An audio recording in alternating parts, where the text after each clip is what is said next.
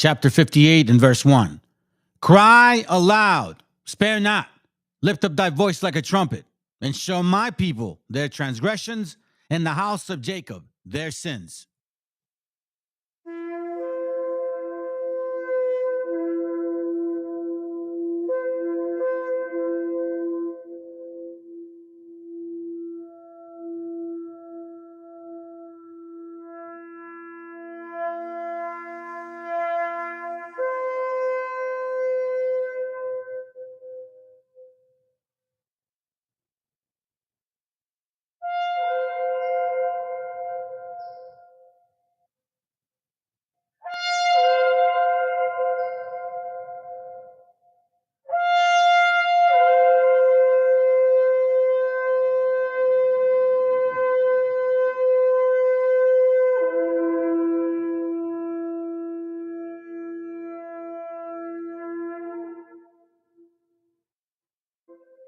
Copyright disclaimer.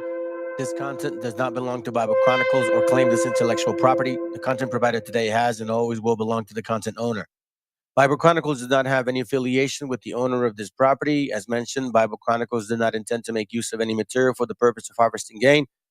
However, Title 17 of United States copyright law states material and use can only be done when it's for theological or general educational purposes, and thus Bible Chronicles believes that this principal material falls under fair use, which honors protection under Section 107 of the same U.S. copyright law. Leve Palestina och krossa sionismen. Leve Palestina och krossa sionismen. Leve, leve, leve Palestina. Leve, leve, leve Palestina. Leve Palestina och krossa sionismen. Leve Palestina och krossa sionismen. Och vi har odlat jorden. Och vi har odlat jorden. Och vi har skördat vetet. Och vi har skördat vetet. Vi har plockat citronerna. Och vi har plockat citronerna. Och pressat oliverna. Och pressat oliverna. Och hela världen känner till vår jord. Och hela världen känner till vår jord. Leve, leve, leve Palestina. Leve, leve, leve Palestina. Leve Palestina och krossa sionismen. Leve Palestina och krossa sionismen. Och vi har kastat stenar på. Och vi har kastat stenar på. Soldater och poliser. Soldater och poliser. Och vi har skjutit raketer. Och vi har skjutit raketer. Mot våra fiender. Mot våra fiender. Och hela världen känner till vår kamp. Och hela världen känner till vår kamp. Leve, leve, leve Palestina. Leve, leve, leve Palestina. Leve Palestina och krossa sionismen. Leve Palestina och krossa sionismen. Och vi ska befria vårt land. Och vi ska befria vårt land. Från imperialismen. Från imperialismen. Och vi ska bygga upp vårt land. Och vi ska bygga upp vårt land. Till socialismen. Till socialismen. Och hela världen kommer att bevittna. Och hela världen kommer att bevittna. Leve, leve, leve Palestina. Leve, leve, leve Palestina. Leve Palestina och krossa sionismen. Leve Palestina och krossa sionismen. Leve Palestina och krossa sionismen. Leve Palestina och krossa sionismen.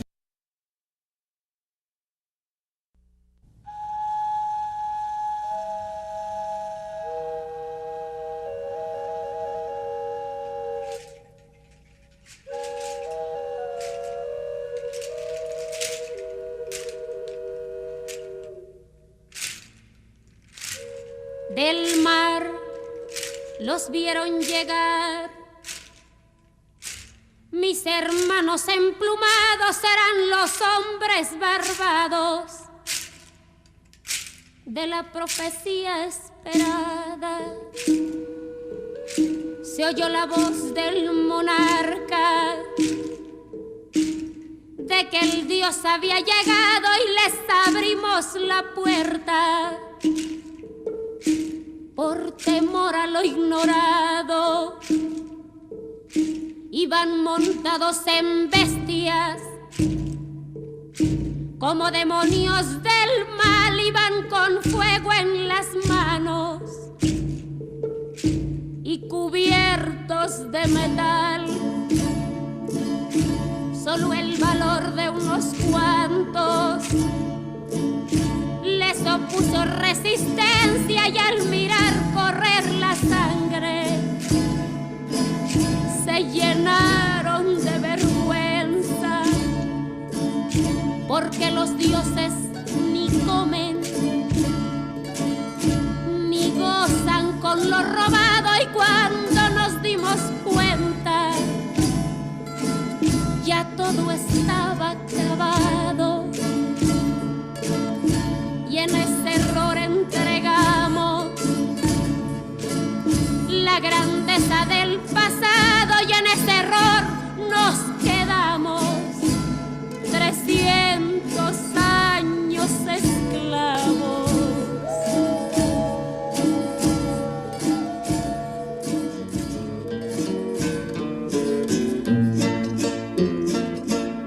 Se nos quedó el maleficio de brindar al extranjero nuestra fe, nuestra cultura, nuestro pan, nuestro dinero, y le seguimos cambiando oro por cuentas de vidrio, y damos nuestras riquezas por sus espejos con brillo.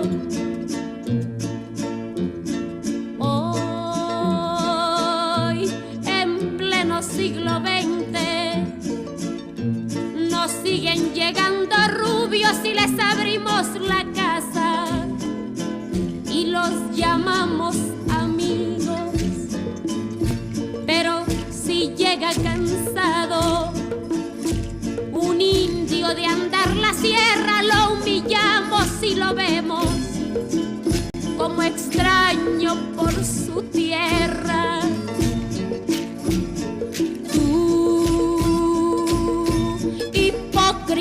Que te muestras humilde ante el extranjero, pero te vuelves soberbio con tus hermanos del pueblo.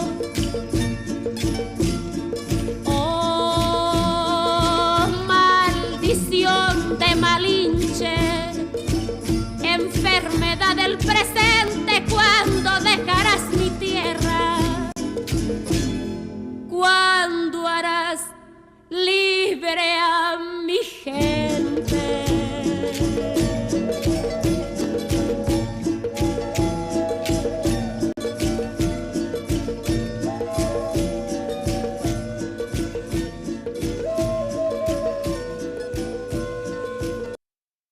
El autor viene a decirnos con mucha firmeza y gran convencimiento lo mismo que nos decía en el siglo XVIII el barón de Holbach, ¿no? Un filósofo francés de origen alemán.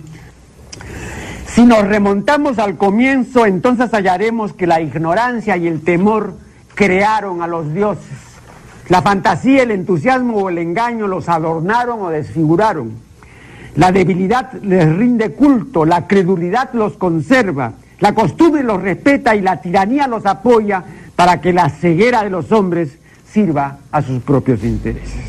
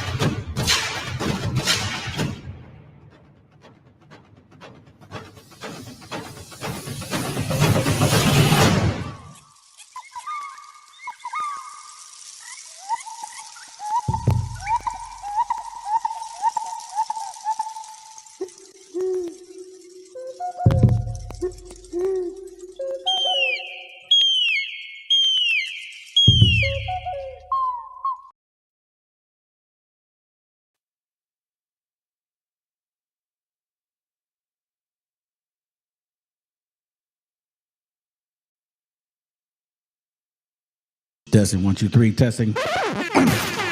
Yeah. It works. Saludos, familia. What up, brother? Good to have you here. Thanks for tapping in. That's the title. That's the title, so let's get to it. You know, because there's a lot going on, man. Shit. I wanted to talk about another class I had in mind, but all the stuff that I said in 2023 is here. I talked about a lot of this. I wanted to show our hand to the connection, the relationship, the hardship, and also the effects of what can occur whether we're here in the north or in the south or in the central. I've been talking about this for some time, and I've been connecting our gente to show who technically is involved. You know what I mean? So, I don't know, man. It's like there's part of you that doesn't necessarily want it to be true. You know, because, like, damn, dude, who wants all of that, any of that to be true? But then it's just like, you know, the Most High opens up that power. And you start seeing things for what they are. Well, you know, it's awkward to me that these two ensigns, right, would be together. But that should say a lot about the kind of people that we're dealing with. Hey, what up, bro? Good to have you, bro. So be mindful of what we're dealing with. This is Zionism. Whether you look at this or you look at this, right? And you should not be tricked. These people are working together. Anyway, so I want to point that out first. Okay?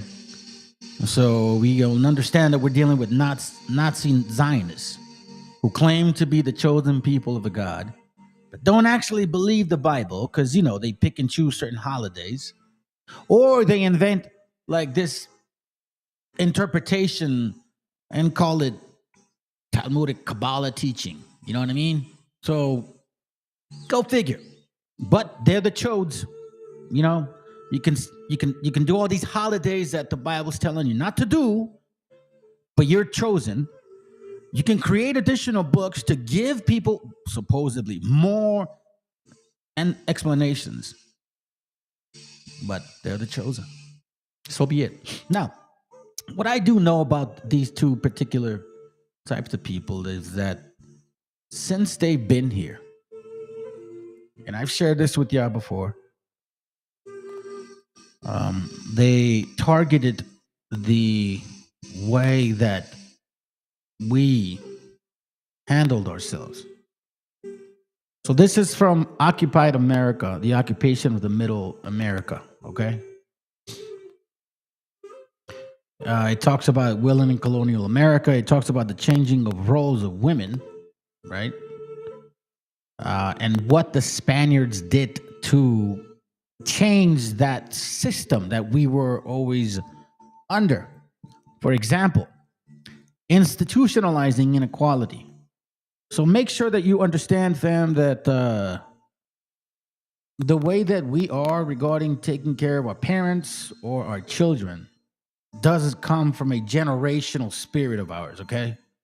It says, before the arrival of the Spaniards, women generally married when they were about 20 years old of age.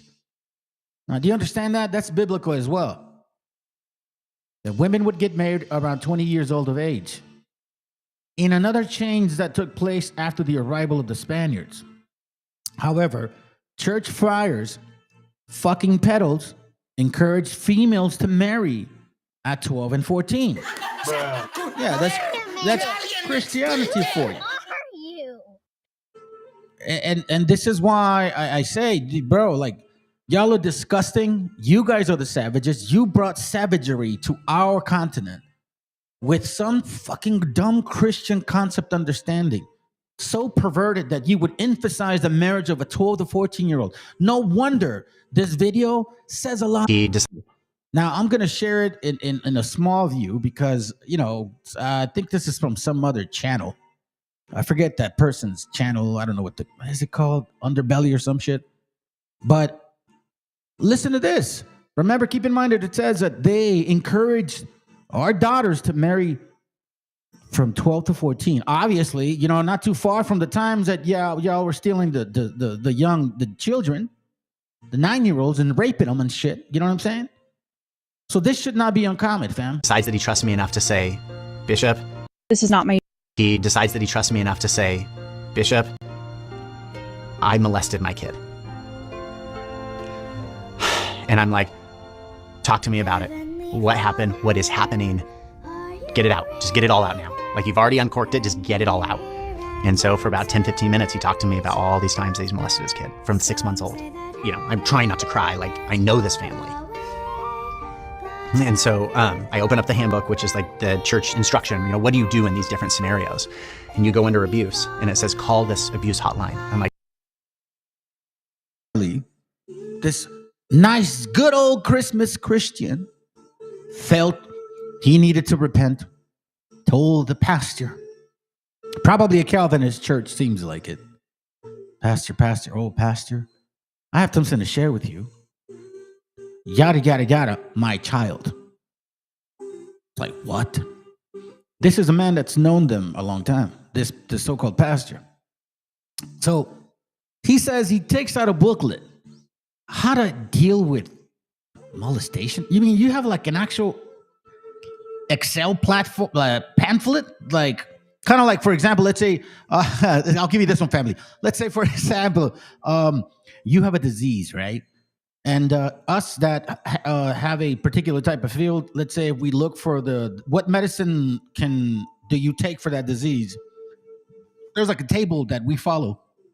So I'll click on, let's say, I don't know, diabetes. Bam, clicks on, it says metformin, right? So that's like, no, okay, that's how you deal with it. These motherfuckers are like, yo, how do you deal with molestation? What the hell? You got that in the instructions, bro? Like, great, good. Like, there's going to be a therapist on the other side to help me understand what I should do here. Well, when you call that number, it goes to the church's law firm, Curtin McConkie. And they start to ask you questions. Like, hey, Bishop, what ward are you in? What stake are you in? What's the situation? I tell them the situation. And they go, oh, okay, you're in California, you're in this county, you're okay. Now you're thinking, what do you mean you're okay? Like, you're okay to help him? You're okay to what? Hold on a second. Remember, these are the Christmas Christians, church friars that encourage females to marry at 12 to 14. Early reproduction often resulted in health disorders, of course, including anemia. We're not done. Okay, let's continue. And I'm like, okay, to what? And they're like, there's no action. You don't need to take any action. Like, you're okay. Just let the brother repent and you're let him go through the process. And I hang up the phone with Curtin McConkie, which is the abuse line to protect kids, right? The abuse line to protect kids. But it's not necessarily. It's to protect right? Like, protect the abused. And it wasn't that at all. It was to protect the church. It was look up the legality of where you are and how can we protect the church. Not one single question around, is the child okay? Is the child still in the house with the abuser? None of that. Literally didn't matter. I'll tell you from experience, coming from camps, they don't give a fuck about the people in there. Because I asked them for help. Nothing about this kind. Like just some personal stuff that I was dealing with. And they just didn't seem to know how to help me. They gave me verses, that's for sure. Yo, read Sirach 28 and give me verse 17. I bet. It was ridiculous, bro. So it's no different. It's just like they have a milk precept book, you know. You got a question regarding your situation. Hold on. Okay, here's the verse, bro. That'll cure you. Just like that, bro. Just like that. You know what I'm saying? Just like that. They weren't there to protect the people, to help the people, to cure the people. Those leaders are there in those camps or in those churches to protect the system. Because they're making a whole load of motherfucking money until they fall off and all of a sudden they start doing some other weird shit. You know what I'm saying? Ezekiel 35 and 2 says, Son of man, set thy face against Seir and prophesy against it. Man, that's so interesting. Because I have that verse in mind. Whew, that's fire, bro. We're on the same mindset. I was looking at Ezekiel 39. Matter of fact, I won't forget to come back to it. Anyways, let's continue. All that mattered was, here's where you're at. You're not a mandatory reporter. You don't need to. So I hang up the phone and I turn to this brother and I say, I'll give you 10 minutes. Either you call CPS or I call CPS. And he said, can I call my wife? And I said, of course you can. But you don't leave. You stay right here. So he calls his wife, hangs up, and he said, I'll call CPS. I said, well, that dude made him call CPS, which, hey, man, give you credit for it. But that's one of a million children that have been going through that. Society, like, remember, here's the point. Society within us was patriarchal, and men received preferential treatment in the nutrition. That's not the point here. Even in that, men received favored treatment, as they were more likely than women to be buried within the church courtyards. So, interesting that they mentioned that, because it also depends on how they're looking at which men were dying or being laid to rest, and how they were even having the time, decency to like judge all this. I thought y'all were just killing people. Anyways, in sum, the colonization worsened the status of women and increased violence towards them. Here is my real important emphasis. So not only do they attack the structure of how to start a family, the family structure also changed during the colonial period. For a time, the native nobility kept much of their prestige, meaning we went to our elders for advice. And any enterprise you wanted to get involved in, you'd go to your elderly people. That's the way it worked. But the colonization led to the breakdown of the traditional indigenous family framework, which meant what? Which was based on an extended family rather than the highly patriarchal nuclear family that the Spaniards favored, meaning as long as they made you believe that you are your own man, independent from your elders, you're good to go. It's called individualism. According to Carmick and his colleagues, colonial authorities believed that the Indians would be easier to supervise and control if they divided into small nuclear households, which not only reduced the authority of the elders, but also removed the support network for women within the clan. You see that? See what I'm saying? Now, why is that important? Why is that important? Here's why. This is from Yucatan before and after the conquest, okay? On page, I believe it's not page 8, it's like page preface or whatever, 8. There's an important thing here that I want to mention. Because as you can see, every time these anchor baby Anglo-Saxon foreigners that came since in 1600 with their brethren in 1492 all assume that just because you want to help your people that you're a communist, right? They slap you with that title. Let's clarify what that means and where it came from. Okay? It says, if we are told by all that in the oldest days, under the almost legendary Itzi rule, the Maya worshiped one supreme God, formless and without images. As the Egyptians, with his life-giving Nile, his wheat fields in the the life-giving sun, to the Americans, God was the ever-acting beneficent force above and behind nature. Life life of every kind. Okay, now here we're understanding that our people knew there was one creator. The Maya had two actual words that showed this. Baal is the physicality of thing, and Lael is the inner essence.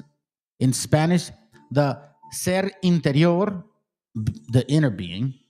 Now, when by centuries of slavery and the whipping out of who taught him in this, the Miatzil, or scientists, and the Chilanis, or proclaimers, you reduce his conception of God to that of a being who gave him and his land to the king of Spain, telling him that it is God, and there is no God that saved that. I'm sorry, there's no God save that, meaning like this is the God that, they worship, like who took their shit, right?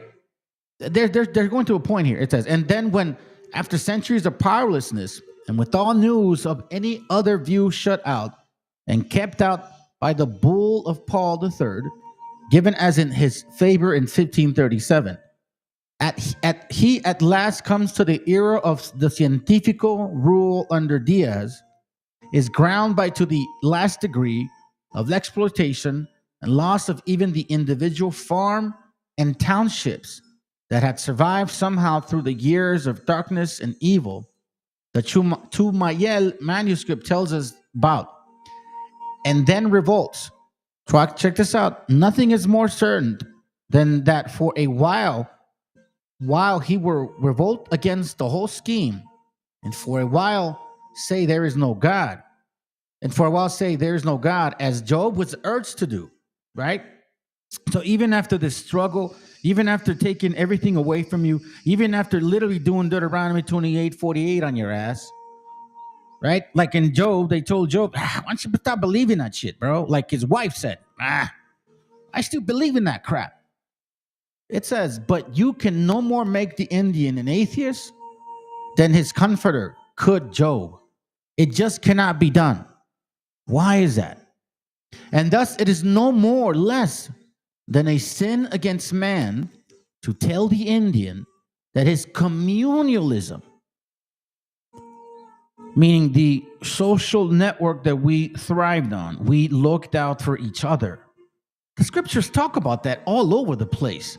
The Israelites looked out for each other. Do you understand the communalism of our people? We don't let our elders die on their own like these foreigners do, or just, rush our kids to be adults like these foreigners do. And this is something that you cannot tell me, Wabos, by the way. I don't ever forget about your asses that we stole this shit from you, because you don't have no concept of communalism. His restored cooperative social order, which is social order, is communism. Here they're trying to implement that mentality to our gente to make it seem so negative, right? All of these things were taken from you because it's not the proper way to be. However, our people, like, you cannot make them an atheist because we always believe in a creator. You cannot make us believe that communalism is bad. So all you so-called Mexicans that love capitalism, that love the way these foreigners have ran through your life, by all means, you are probably one of them. So enjoy your shit. His restored cooperative social order, which is social order, is communism, the denial of private ownership, and atheism.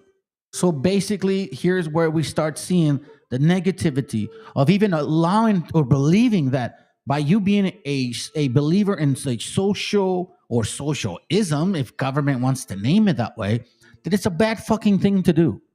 So I can't look out for my family. I can't look out for my friends. I can't look out for my community. No. And that's where this all ends up becoming to what has happened to us, fam. Every single time there's a leader in the Latino Americas that says, I would like to use our resources to better our people, guess what? They destroy his ass.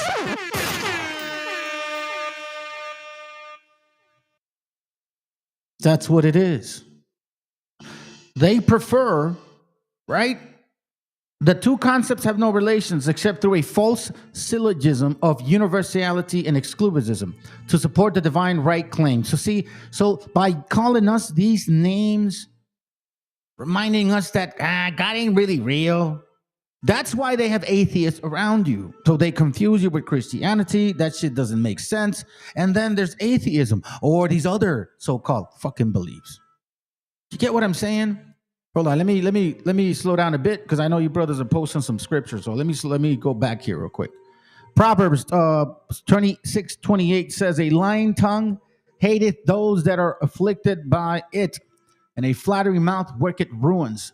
Yes, sir. Obadiah 1:15 it says, "For the day of the Lord is near upon all the heathen, as thou hast done, it shall be done unto thee.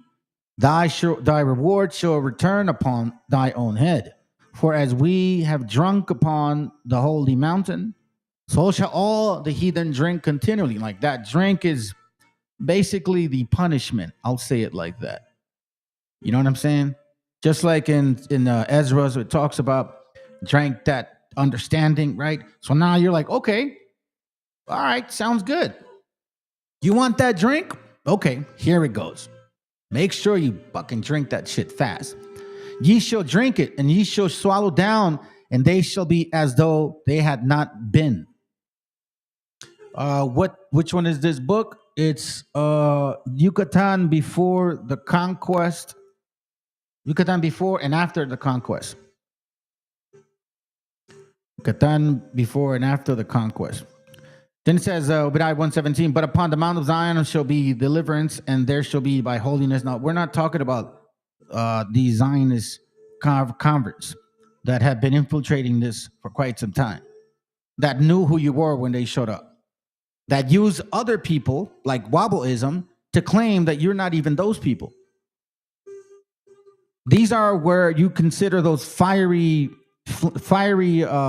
arrows, bro, just like shooting at you and shit, like fiery arrow. I think it's in Isaiah maybe or Ezekiel, firing arrows. I can't remember. Somebody got it, man. Shoot, I would love that. "But upon the Mount of Zion shall be deliverance, and there shall be holiness, and the house of Jacob shall possess their possessions. And the house of Jacob shall be fire, and the house of Joseph a flame, and the house of Esau for stubble." So stubble meaning what? Like when you try to start a fire, you need stubble. They're the first ones to burn. You are going to be the first ones to burn. "And they shall kindle in them and devour them, and there shall not be any remaining of the house of Esau, for the Lord hath spoken it." Then it says Psalms 12:8, "The wicked walk on every side when the vilest men are exalted." Yeah, it's true. It's kind of like when you see a parade, bro. You see a parade, all these wickedness are exalted. Think about it, bro. You see a parade. Oh, look how many people we killed. Huh? Look how many people we killed. They do a parade for that shit. The wicked walk on every side when the violent men are exalted. Till you have people on every side walking and cheering. Yo, go, go. Shh. It's crazy, bro. Yeah, I'm gonna stop on this one. Isaiah 14:20, "Thou shalt not be joined with them in burial, because thou hast destroyed thy land and slain thy people. The seed of evildoers shall never be renowned." So that's why it says, do not, what is it called? Isaiah. No, hold on. Jeremiah, I believe 17:5. It's coming to my mind right now. Jeremiah 17:5. I believe it says, "Thus say the Lord, cursed be the man that trusted in man and maketh flesh his arms, and whose heart departed from the Lord." When you have trust in individuals, in people, like, God loves America. You know what I'm saying? Like shit like that. Like you really believe in the power of your supposedly king. Like how they adore that man that turns orange and shit every now and then, but sometimes he's like white. You know what I mean? Like the dude is like, whoa, that's anaranjado, wey. That's anaranjado. So once again, family, when they start talking to you about, like, if you believe, like, for example, I'm not in politics. I do follow it, but I'm not in politics. But I believe in helping the elderly, helping children, helping people that are disabled. Like, I believe in that. That this should not be hard to understand. That's socialism. Which means what? The needy sometimes needs help. Some people sometimes need a little bit of help, man. Like I came through some of these walls where I needed to recover, right? I was dealing with alcohol really bad. That's called a social program. What the fuck are you thinking, bro? Capitalistic mentality 100% means you are on your own. No one can help you. Meaning, like, if you need water, oh well. If you need a job, oh well. If you need food, oh well. If you're sick, oh well. If you're hungry, oh well. That's really the 100% capitalistic mentality. But a lot of you guys dress that shit up and say, oh, no, nah, bro, y'all are socialists, capitalists. Socialists when it's convenient, capitalists when it's when it's political. Shit, almost every, look, let's put it this way. You start a company, you have enough so-called credit worthiness, some type of deposit, you can go borrow money from a bank. I'm telling you, why is that? Well, regardless of what it's fair or not. But that's the way the system is broken down in. Some people have an advantage over others. Some people don't have access. Some people don't even have that understanding, man. Shit. But anyways, that's not the point. The point being is then when you talk about exploiting our people's way of being spiritually, using the papal bull to the extremes of making us into some other type of doctrine that you guys don't even believe in anymore, right? They don't even teach Jesus anymore. You hear the right wingers? No, bro, they don't even mention that name anymore, bro. At all. At all. And that's why I feel that this is important to share with you. Because it almost seems like we tend to forget that way of us being, helping each other, looking at each other, bro. That you think that's far-fetched? No, that's why they hate people like this man right here. I don't give a shit what they believe. I'm not political, again, but I am very logical and I love to read history. And as soon as men like him say, hey, I want the resources to benefit my people, you know, I kind of want to look out for them, right? A socialism, I guess they call it. They want to then get rid of you. Cualquier cosa es válida contra un narcotraficante que es presidente. Se trata de los yanquis, la nación más agresora en la historia de la humanidad. Se atrevieron a lanzar bombas atómicas sobre ciudades indefensas. Ahí están Hiroshima y Nagasaki. ¿Qué cosa es? Han invadido Panamá, bombardearon y mataron a miles, quemaron un barrio entero para llevarse a Noriega, acusándolo de narcotraficante. Y allá está preso el que era presidente de Panamá. No es. Yeah, when they went into Panama, they're almost similar to well, not necessarily similar. Because in Panama, yeah, you armed forces, right? In Panama, in 89, you went in there. Now, supposedly you only killed a couple hundred. No, there was about 10,000 reported, okay? And you guys don't say nothing about that. And then you say that man was being a narcotic. Why is all of them narcotic? You got a narcotic in what part? What? Not Bolivia. Nicaragua. No, yeah, Nicaragua. Is it Nicaragua? You got one over there. Okay? He's literally I don't know if it's Nicaragua or Bolivia. I cannot remember which president. But he is literally like known for transporting fucking drugs. They freed the Hondureño president who was actually prosecuted for fucking narco cocaine. Like Trump let him go, basically. It's not necessarily of the drug pushing. It's all about regime control. Meaning, we need you as a puppet to control those little damn brown beaners or spics. I don't care what you call them. Just keep them shut up. You keep pumping drugs, you keep pumping oil, and we'll leave you alone. Do you understand that? But don't come and tell me that you want resources for the benefit of your people. Yo tengo varios alertas que me llegan incluso desde algunos espacios que no son realmente aliados, sino gente seria, preocupada, de la operación que está en marcha, diseñada en el Pentágono para señalarme a mí. Eso viene aproximándose. Y es una operación de varios años. Hace varios años me lo dijo alguien. Me dijo, te van a terminar acusando a ti de narcotraficante, a ti, directamente. A ti, Chávez. No es que el gobierno apoya o que se permita, no. Te van a tratar de aplicar la fórmula Noriega. Es uno de los planes que en Estados Unidos se ha venido desarrollando. Y están buscando la manera de que se asocie a Chávez directamente con el narcotráfico. Yeah, the same old playbook. Isn't that what they did supposedly to invade Venezuela? They used tactical forces to then kidnap, not and capture or whatever, seize, however you want to name it. I call it kidnapping.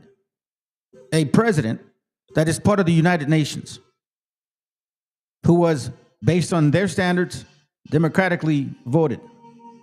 You kidnapped his ass because supposedly he was selling drugs. Then you take him to court in New York, and the court documents say that you were trying to prosecute him because he had a machine gun and that he was supposedly transporting some type of drug to Paris. Well, that still has nothing to do with you because there's no boundaries that they've broken because the waters would have never even passed through your waters. Give me a break.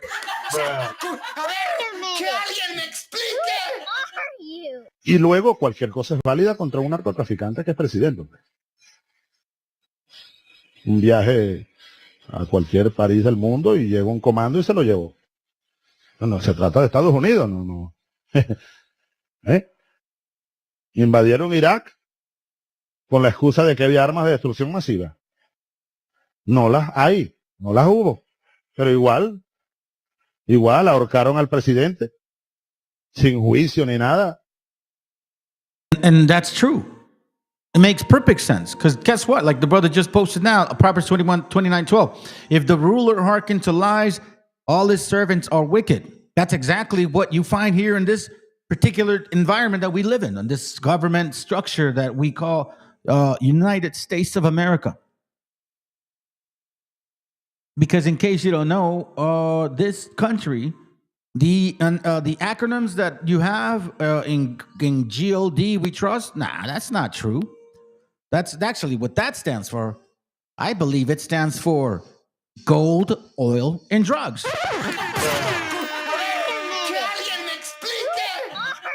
We find here in this country the practice of spiritual paths, modern life, Buddhism, Hermeticism, alignment with, your centering, the Eastern, Western cultures. We understand what this is. We see it. Practicality for the modern Western life. Hermeticism shines in its practical application to everyday life, unlike the extensive retreats and monastic commitments often associated with traditional Buddhist practice. Watch this. Emphasis on individualism. You see that, family? This is not who we are. Emphasis on individualism. We just read a book regarding the Yucatan. Remember, I just showed it to you. Let me not let you forget that, you can't tell us that it's a sin to believe in our communalism, in restoring the nation, taking care of our brethren, regardless of whether you believe in the Bible or not, or if you choose to believe in certain books or not. Almost in every part of the Bible, Old, Apocrypha, and New Testament, it talks about taking care of your brethren. Shoot, even in Acts, right? They all sold their things to be equal. Not necessarily you sold everything. You made sure that your community was okay. Isn't that what most people should do? Unlike the Western society that we supposedly live in, as soon as you turn 65, you got to tell your mama and your dad to go away. I got a home for the elderly people. Or when your kids turn 18, get the fuck out of my house. You're not my responsibility anymore. You're an adult. You're an adult. Do you see what I'm saying? But somehow we don't seem to understand that. Western society often emphasizes the importance of the individual and personal achievements. The cultural perspective aligns well with Hermeticism, focused on individual enlightenment and self-knowledge. God loves America because they're a what? Individualistic society. I'm not lying. Look, they're going to say it themselves. The Hermetic path allows for a personal spiritual journey to resonate within the Western ethos of individualism, making it an attractive option for those seeking a personalized spiritual experience, so they say. Now, let me tell you something about this particular Hermetic individualism, okay? This Hermetic individualism leads to dumb shit like this, all right? So now, Zohran Mom, watch this. So the mindset, bro, it's just dumb how these people think, all right? The mindset, watch this. Here we have Mamdani. You guys know I don't know if you know this, but he's a mayor now in New York. So he swears on the Quran. He don't swear on the Bible. Okay, watch this real quick. Donnie was sworn in as mayor of New York yesterday, and the ceremony just set MAGA world's hair on fire. The man who fundamentally changed the direction of the Democratic Party and U.S. politics did not disappoint, using the occasion to showcase with pride that the Democratic Party is here to upset the oligarchs and put the people back in power. Listen to what he says, and listen to what we read. And if you believe in the Bible, this should not be like very fucking awkward. The scriptures talk about the Israelites looking out for each other consistently. Right? Continue. I'm going to show both his inauguration and the MAGA blowback, so stay locked in exchange. I'm Donnie, 22 and but that moment to me. What he says, all right? Constitution of New York. Better than don'ts. Country with gasoline. Address I've Pragmatically toss aside what Here he it goes. promised. In writing this address, I have been told that this is the occasion to reset expectations, that I should use this opportunity to encourage the people of New York to ask for little and expect even less. I will do no such thing. The only expectation I seek to reset is that of small expectations. Beginning today, we will govern expansively and audaciously. We may not always succeed, but never will we be accused of lacking the courage to try. Talk about reading the room. All right, hold on. Mom Donnie. But if you think Mom Donnie outraged Christians, Be closer together. We will replace the frigidity of rugged individualism with the warmth of And here he goes right here. Rugged individualism. Okay, check this out. close. what he said in his speech that really ignited a bonfire.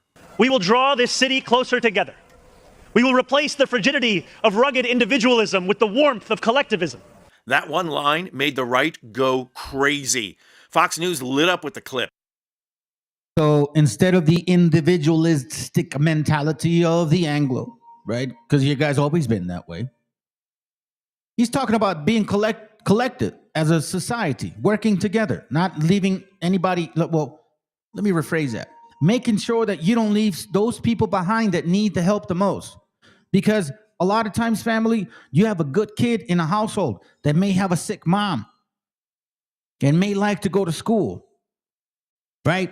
And they don't make a lot of money, but he's a good kid. Sometimes those things don't work out. And next you know, he has to go to work, things happen, meets friends, yada, yada, yada. You know how that is. How many people have we seen go down that road? Good kids in not necessarily bad homes, just in situational things. Hold on, but you know, that's not the point. Listen. And played it for all to see. Former GOP congressman and now self-proclaimed freedom fighter Joe Walsh posted this. No. So then, Esau. Then again, hey, listen. Who is the most? And this is in their nature. Esau is an individualistic bastard. What did he do? He went to hunt. What did he do? Did he ever like work with Jacob? Nah, bro. Since the beginning, you've been an individualistic bastard. Your parents told you not to fuck around with Canaan, and that's the first thing you did. Watch this. It says, no, this country is founded upon rugged individualism, individual freedom. Rugged? What the fuck are you talking about, bro? Half of you guys are even drinking latte and shit nowadays. Nothing should or will replace individualism. What did I just read to you? What link did I just say? Where is that coming from? Hermeticism, right? This is actually Buddhism. This is Kabbalah. Straight up Talmudic shit. But hey, you don't even know what you're believing in. Oh, you're a Christmas Christian. That's right. Not there. No MAGA authoritism in America. No, and no leftist collectivism in America. Wait. But right collectivism would have worked out? Yes, all of us should help those less fortunate, but hell no to. Oh, this is a country founded upon rugged individualism, individual freedom. Nothing should or will replace this fast enough. Much of America, and especially Nebraska. Let him read it. Nebraska remains and will forever be a place where rugged individualism and freedom are prized, and hard work and self-reliance are rewarded. God. And freedom. Yeah, you see the hypocrisy of fucking Cracker Barrels, bro? The hypocrisy of Cracker Barrel. I'm going to say it like that because you just said right now, as America's once greatest city falls under socialist leadership, it bears repeating that much of America, and especially Nebraska, and remains will forever be a place where rugged individualism and freedom of pride and hard work and self-reliance are rewarded. Oh, don't you say that shit. Hold on a second. Fuck that puto. Fuck that puto. You know what? That's the most hypocritical thing that I have fucking seen all this week. Because all I've been hearing is you dirty bastards that that you invaded Venezuela for the fucking oil to benefit your country, to benefit your corporations, to benefit you and maybe them. That's not rugged individualism or freedom or hard fucking work. That's called thievery. That's gonna hurt. There's apps, dude. This is why I cannot believe it, bro. Like you talk about y'all having IQs of like 100 and shit. Whatever, man. Most of the people that I've met around my sibling areas, or at least my circle, seriously, my circle, y'all ain't even hitting 105, bro.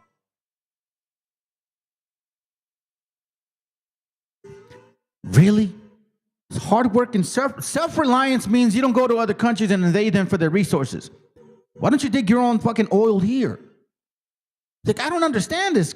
Okay, but let's continue. Are prized, and hard work and self-reliance are rewarded. Yeah, nowhere else but Nebraska, Jim. Nowhere else. And then he ended his post with a pitch for people to move to Nebraska. Yeah, I'm sure New Yorkers will go flocking, Jim, especially if you promise 40 acres and a horse. But the thing that really outrages all these defenders of rugged individualism is that they just got out-Christianed by a Muslim. That's probably true, man. Hey, what up, Guaracuya? I don't know if I show what's up, bro. Oh, my bad. Hold on a second. Hold on. Let me let it play because I don't like. Good to have you, Horo. Good to have you, brother. All will be revealed. Yeah, man, that's good. Shalom. Meshikayot. I think I said your name right. Meshikayot. Sorry if I messed it up. It says they're proud, really huge woobos. Well, really huge wearables now that they got weapons to lead people from miles away. Now, you know, it's so funny. This guy was making a great point. When they have an isolated, let's say, tactical operation, they practice that over and over and over and over and over and over and over. You know what I mean? Like they didn't just show up there and fucking figure it out in one fucking night. They really studied that. They looked at the platform, they looked at the building structure, they looked at the roads, and they repracticed that, rehearse it over and over and over and over. And that's why they have these tactical, like elite, whatever, right? The reality is, family, that there's a very few amount of those people. So they're not going to go attack Venezuela. I don't think they are. Nor do I believe they're going to attack Mexico. Because, again, they don't have the power as an army. Maybe in like isolated situations that they have to study and repeat over and over and over. This is something that they say themselves. You know what I mean? Hold on a second. What'd you say? What up with that Ishmaelite? Which one? Oh, nah. Nah, I was showing the example. You came in late. But anyway, so let me move on. Because guess what? I want you to understand that this thing here that they're telling you, this is nothing new under the sun, man. On February 9th, 1950, Senator Joseph McCarthy claimed without evidence that communists had infiltrated the U.S. State Department. This assertion triggered a highly controversial series of anti-communist investigations, known as McCarthyism. These investigations sought to uncover alleged communist influence in the U.S. government and other institutions. This led to widespread fear, political repression, and damaged reputations. The impacts of McCarthyism rippled through society, affecting countless lives and instilling a culture of suspicion. Public rallies emerged as citizens took sides in the heated debate over national security and civil liberties. As tensions escalated, many lives were irrevocably changed by the relentless pursuit of supposed subversives. The tactics used during these hearings raised profound questions about justice and individual rights in the face of national security concerns. The same situation as like what happened with that young lady that got shot. Listen, man, she's from another nation. I understand that, but dude, that was shit. I still feel bad for her. That lady didn't have to get shot, bro. She didn't have to get shot in the face like that. There's other ways to die. That's not a way to die. You know? McCarthyism is where they turn it around and say, hey, no. She is a leftist, communist, terrorist. She infiltrated the government. That's the leftist problem. That's where they talk about propaganda. McCarthyism refers to the 20th century practice of making aggression, often baseless accusations of disloyalty, subversion, or communism, most famously by Senator Joseph McCarthy. It's the same thing. Like, for example, if you're trying to say, hey, man, you guys are, like, that's not right. You shouldn't be deporting people that way. What the fuck's wrong with y'all? You shouldn't do that. That's wrong. That's called fascism. Right? No, they say, nope. You are not on our side. So, see, I'm going to say this to y'all, fam.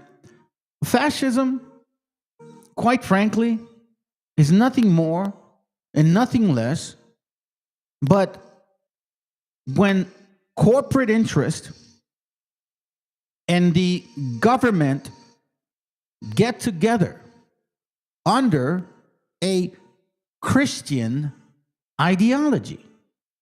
That's fascism. Far-right authoritarian and ultra-nationalist political ideology and movement that rose to the prominence of early 20th century.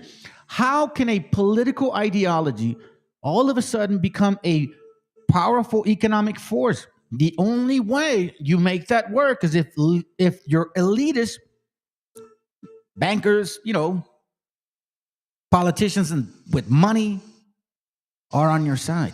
Like, for example, what's going on today? It's repeating itself all over. I mean, I'm not saying like this is going to happen. What I'm telling you is we are there already. You guys don't realize that shit. We are there already.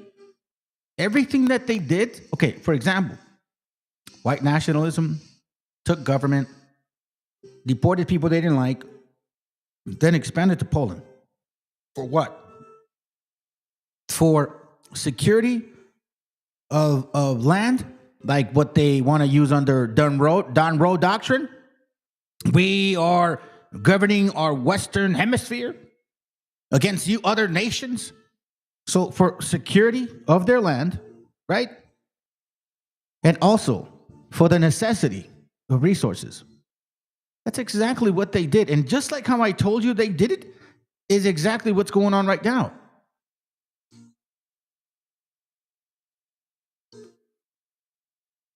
I don't believe that they're going to go into these countries.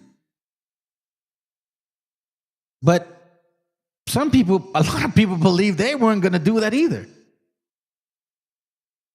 Do you understand what I'm saying? So when you look at the setup, the notion that we're just inferior people because we believe in communalism, that we believe and care for the interests of our people, which is why you hear the history in our caciques, lots of them died for the interests of their people. But also some of them didn't give a shit of the interests of our people. In case you're not aware of, this is what we talk about being in a fucking horrible situation, man. I never want to ever see any of my brethren being in, at least, I mean, we're already going through it. I don't even want to say that. Man, it's just hard. It's just bad, bro. On my way, okay? All right. What do we do? What do we do? What do we do? I'm so scared. James, come downstairs. Yeah, welcome to America, where we have masked thugs roaming the streets, harassing anyone and everyone, regardless of if you're a citizen or not. My house, and I don't know what to do because I don't know. They have no warrant. They have no warrant. They said that they were going to get one. I don't know what to do. Yeah, I don't think any of us would know what to do. This woman is on the phone with the police, begging them to help, and the dispatcher's advice is to hand over the stranger, because if not, ICE will just bust down their door and then arrest the couple along DoorDash and somebody ran in our house. So now we don't know what to do. I don't think the police are going to do anything, because I don't know what to do. I'm just waiting for the warrant. I don't know what to do, man. This is scary. Can I just get a warrant? I just want a warrant, man. I got my child in here. This shit happened yesterday and every... If you give it to us, nothing happens. If we wait, it's going to get worse. Our SWAT team's going to come. You have an active warrant for this person. Why do you make it worse? We don't want to deal with nothing with you. Do you have your ID? Huh? She said she has her ID on her. We already run the place. We've identified her. We saw her. Hold up. We're looking for her. Okay, you put your hand off. Take your fucking hand. Stop. Okay, if I open the door, one, you're not coming in my house. I will give you her. This is her ID. They said She is a U.S. They citizen. said they ran her place. This was my fucking DoorDash. The fact that you guys are I'm Native American. My fucking family already died for y'all to work here. Hugged by Abraham motherfucking Lincoln. 38 plus 2. So the fact that y'all are on a Native American's fucking house is pissing me the fuck off. I will open this fucking door when I have the fucking decency to open this door, since you guys have pointed fucking guns at me. I will fucking open it. But you guys... So I understand that you're right now. I'm gonna I'm going to, but move. Please. You have two options, right? So either let the ventilators come in. At this point, they get out of the property, or get off of the property, like outside the fence, right? Because apparently they just said something about, okay, well, let me see if I can get her out. This is where it gets sad, bro. If you guys think this is funny, man, I pray that God has no mercy on your soul. I don't care what nationality you are, man. You shouldn't suffer through this. I mean, I understand what's going on, fam. I get it. But I still don't want to see people suffer like that. The people, I mean, especially women. You know what I mean? Young women like this. This is sad, bro. Like, nobody from the sheriff's office is gonna show up there, because that's all I can tell you. I would just be able to tell you the same thing in person. Okay, but what do I do? I think that choice is up to you. You can have those. I mean, those are your two options. Just saying they'll charge us. You need to come with me. Come on. I have family. I'm sorry. Come on. You need to come with me, ma'am. There's nothing we can do. Come on. There's nothing we can do. Come on. Just come on. I'm so sorry. I don't want to do this. Come on. Come on. Oh my God. And right there is the human side of this. That terrifying. No, and I tell you this right now, fam. I'm gonna say this right now. Hold on a second. Hold on. Oh, that's gonna hurt.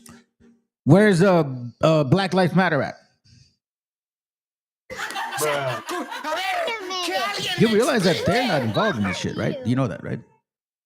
You see a sprinkle of them. FBA will say, "Oh, it's not our black business." It should be, because that's the way they work.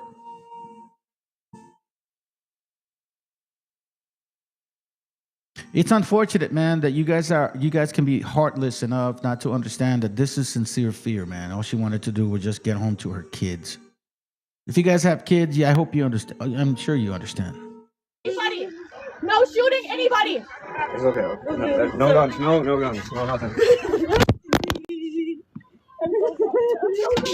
so sorry. I don't know what to do. I'm so sorry.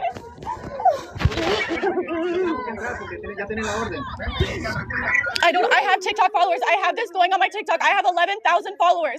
I will let everybody. What is your name? What is your name? What is your name? Ezekiel. Let me see. What's your name? Okay, ma'am. The police said I have to let you go. Ma'am. I don't know what to do. No, they won't hurt you. They won't hurt you. Yeah, now he says they won't hurt you, but he knows damn well that may not be the reality. So they try. Yeah, that's the worst, bro. Didn't American Cholo vote for this motherfucker? Hey, American Cholo, you happy to see this shit? I hope they're deporting all your Hondureño little brothers and sisters. Please let me know that you are calling ICE on your own gente, American Cholo. Please let me know that you are calling ICE on all your Hondureño motherfucking friends, brothers and sisters, uncles and grandmas. Since you're so pro-Trump, get rid of the brownies. Their best to de-escalate the situation, which is what law enforcement could have shown up and done. But no, this couple is on their own. Wolves. Just give her some time. Just give her some fucking time. Y'all just shot someone in Minnesota. I ordered DoorDash. My fucking DoorDash. I don't understand how you can be door dashing all fucking day and still have the time to be a criminal. I mean, if you're a criminal, then you shouldn't even be door dashing because that shit don't pay. Oh, that's gonna hurt. Trust me, I tried that shit. Fuck that.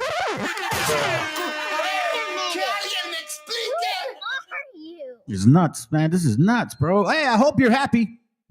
Are you fucking kidding me? I'm Native American. Get the fuck off my yard until she comes that way.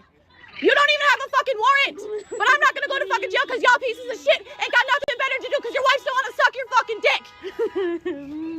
Wow. So that is the verbal equivalent of standing in front of the tanks in Tiananmen Square. Good. About her family and her children. No, eso es mentira. Eso es mentira. Ustedes lo separan de las familias. Digo, son niñas solas.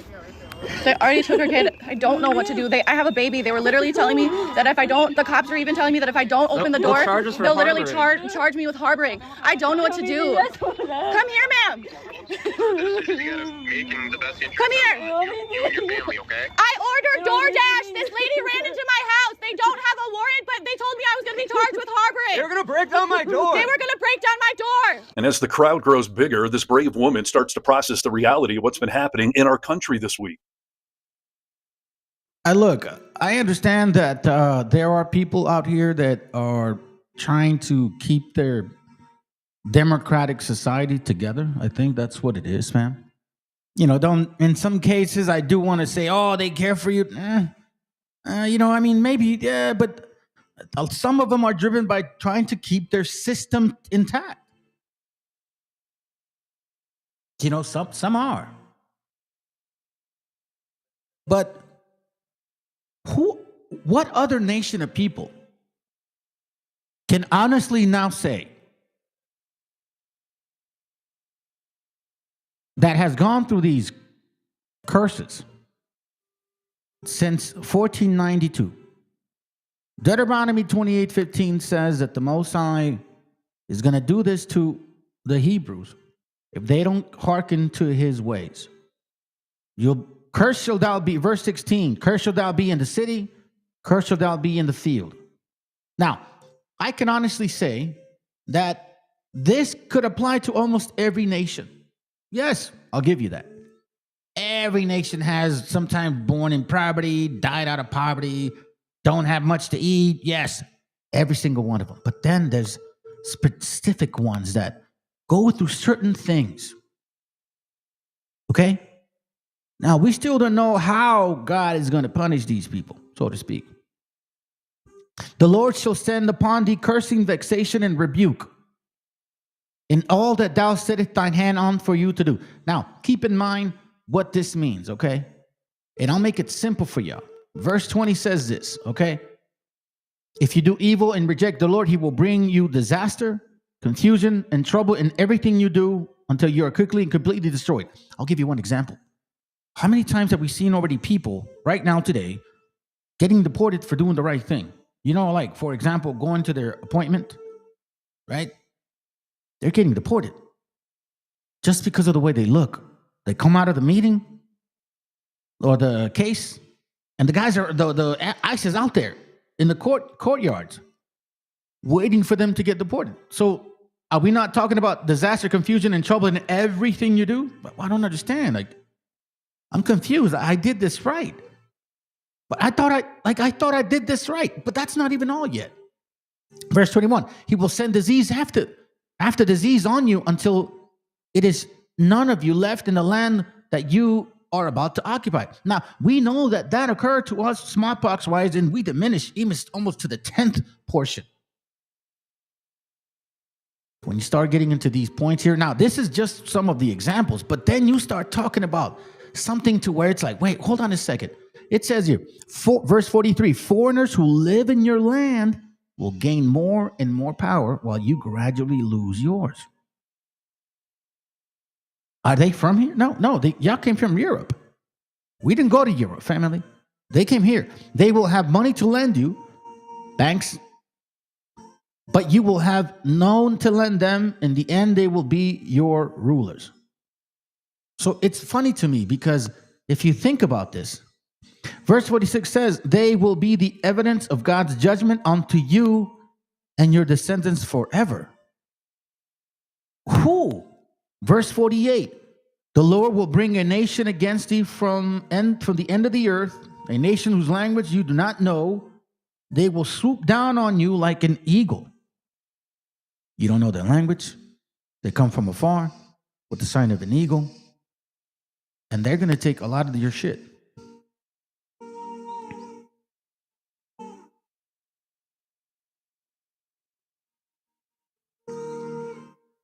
They will be ruthless and show no mercy to anyone, young or old. Here's an example. We just saw it. Look, the ladies, man, listen, dude, she's crying. She's scared, bro. They already took her kid. I don't know what to do. I have a baby. They were literally telling me that if I don't, the cops are even telling me that if I don't open the door, they'll literally charge me with harboring. I don't know what to do. Come here, ma'am. Come here. Hey, BHI, IUIC, ISUPK, GMS, where do you fit in on this? How come they ain't coming after y'all? As a matter of fact, you guys are signing up to some of these operations. Don't lie. We've been living them since they've been here, bro. That's the thing. So let's finish it off. Judge papers. I want a signed paper. You don't come near my house because you're the one that has your hand on the gun the whole time. I have it all on video. I have 11,000 TikTokers right now. 11,000 TikTok followers that I have. 11,000 followers I have on fucking TikTok. You guys aren't wanted here. Get the fuck off my yard until you have a judge's signature. Off my property.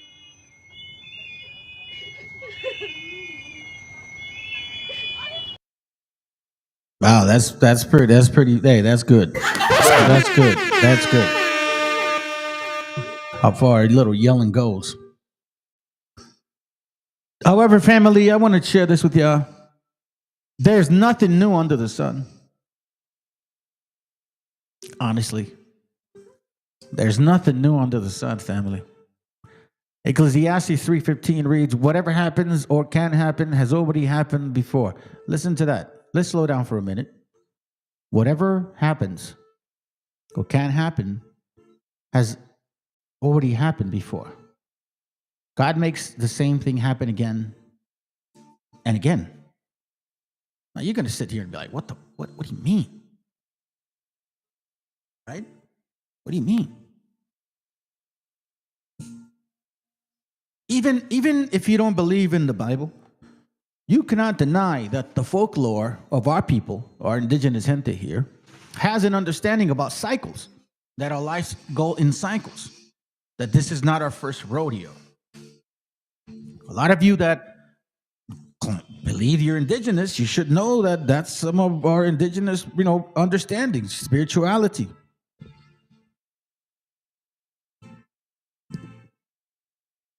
When you read Ecclesiastes 1, verse 1 through 9, it gives you a good understanding of what it means, right? It's all about cycles. For example, Ecclesiastes 1:4, generations come, generations go, but the world stays just the same.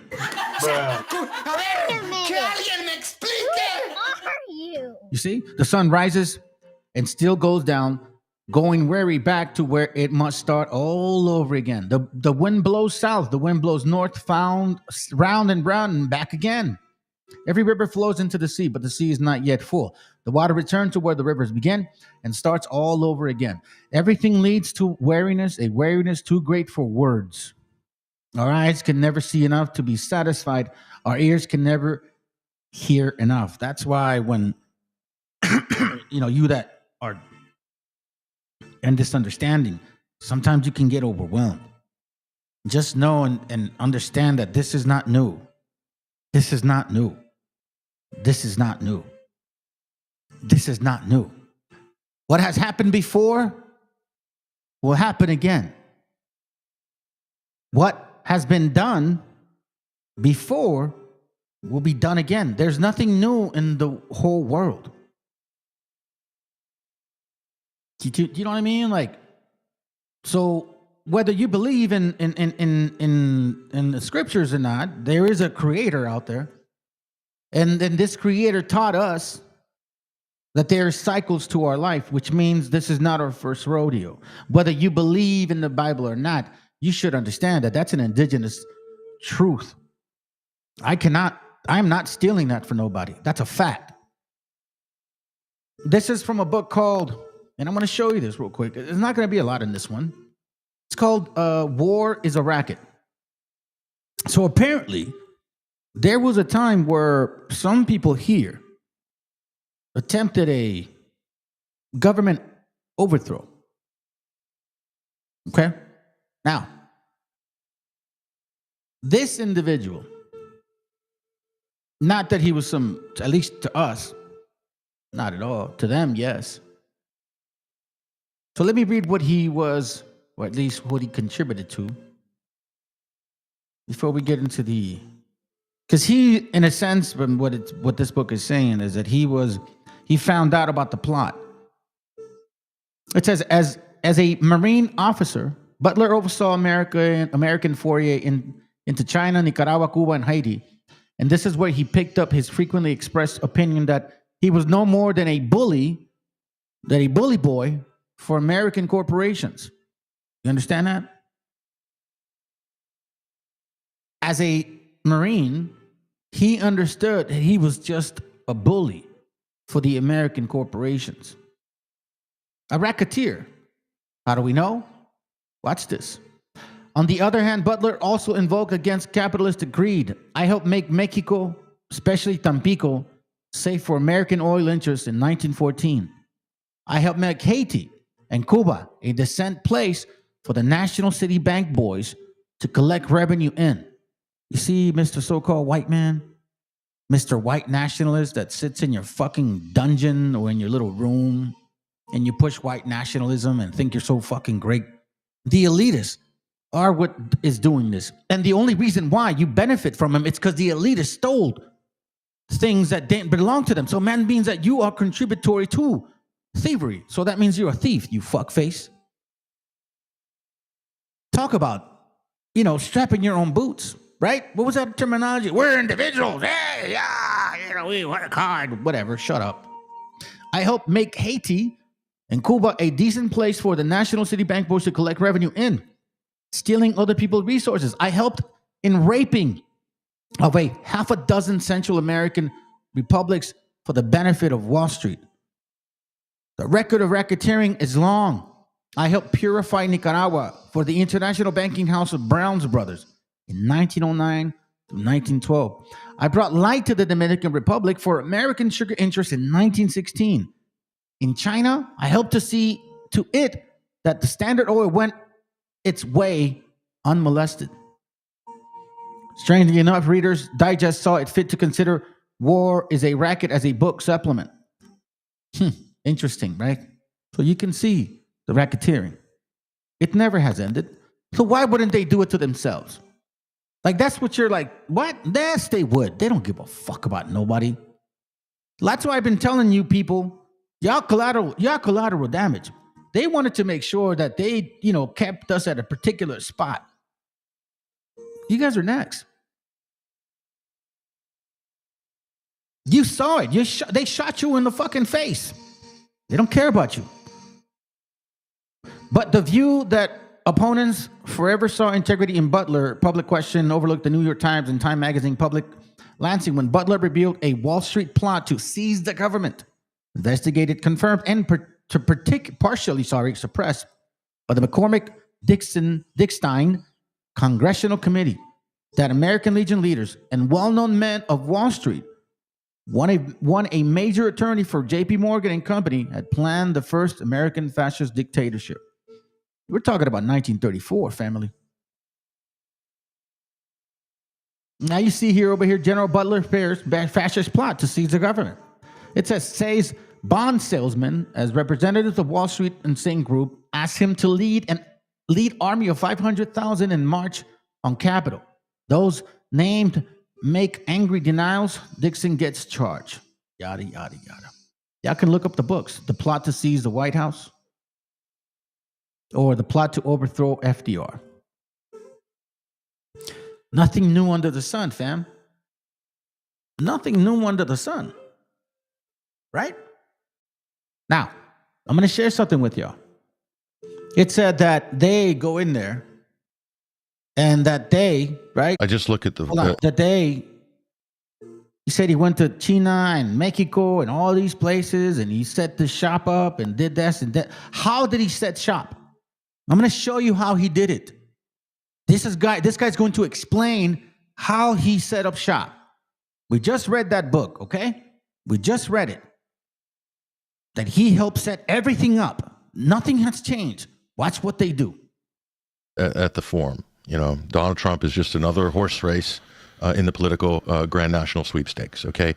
Or the Irish Sweepstakes. So I look at the form, and the form for Donald Trump is consistent. He says a lot. This is probably why nobody was happy.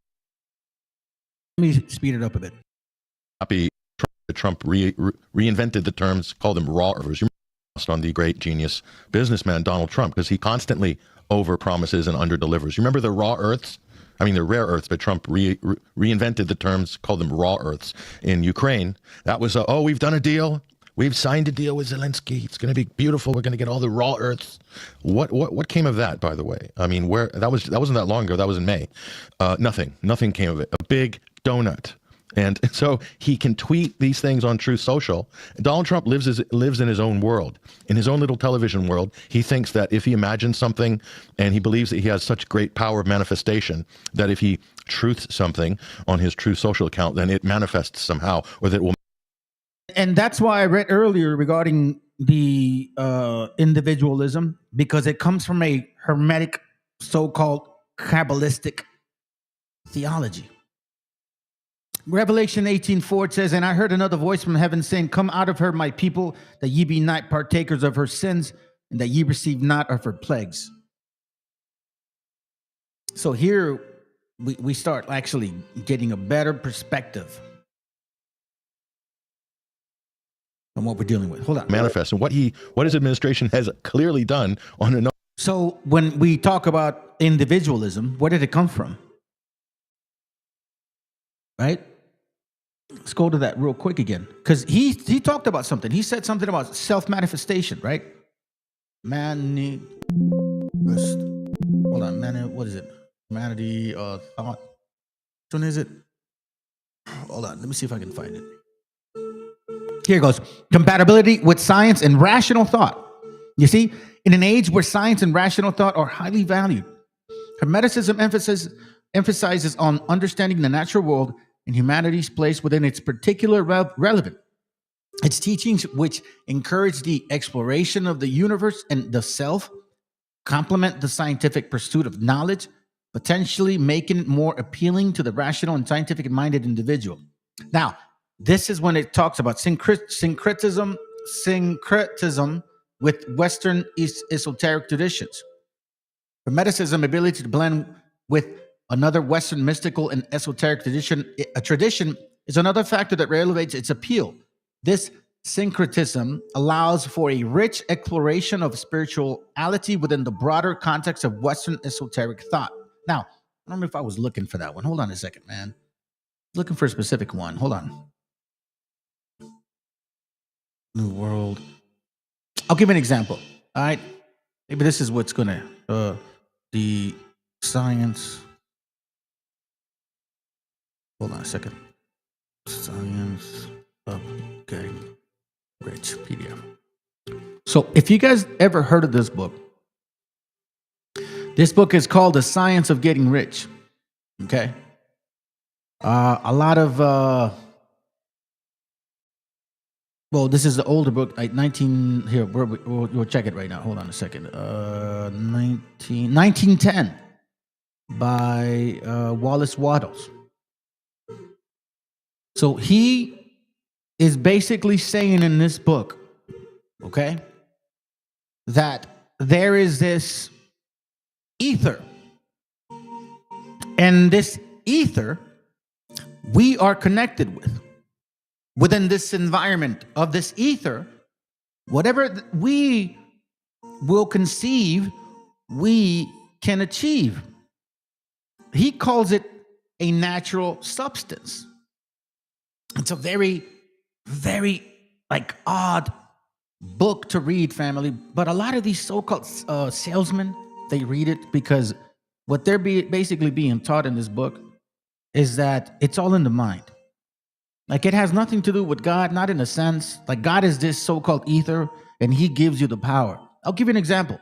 Whatever may be said in the praise of poverty, the fact remains that it is not possible to live a really complete or successful life unless one is rich. You see that? Right? You get it? Okay, so now let's kind of continue real quick, and I'll just kind of give you a brief reading of what the hell this is saying.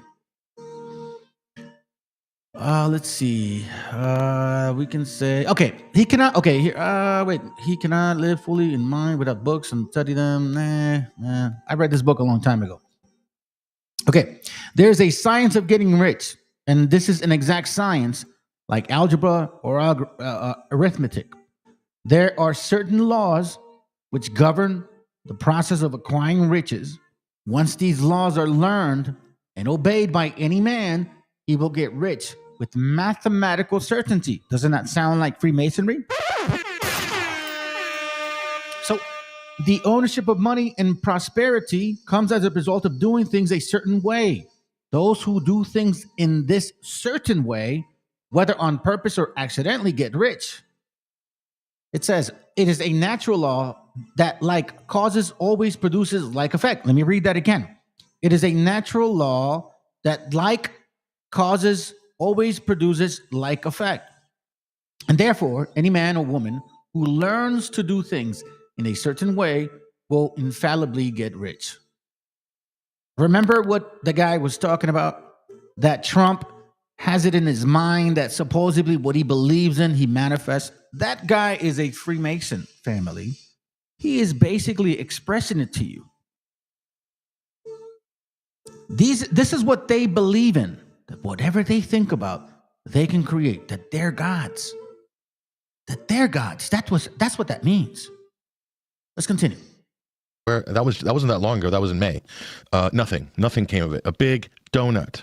And so he can tweet these things on Truth Social. Donald Trump lives in his own world, in his own little television world. He thinks that if he imagines something and he believes that he has such great power of manifestation, that if he truth something on his Truth Social account, then it manifests somehow, or that it will manifest. And what his administration has clearly done on a number of occasions is they've front-loaded some big declaration or promise, and then you can see them frantically behind the scenes trying to patch together something that resembles the promise that they led with.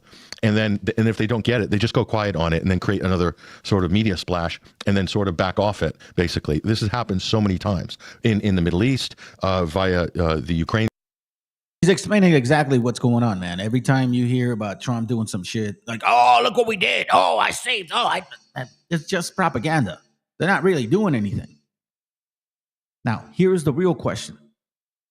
If they want to step into Venezuela, this is what they're supposed to do. And what we read earlier regarding the man that made the path for, corporate America to take advantage, they have to do that. They have to slaughter people. So listen to this.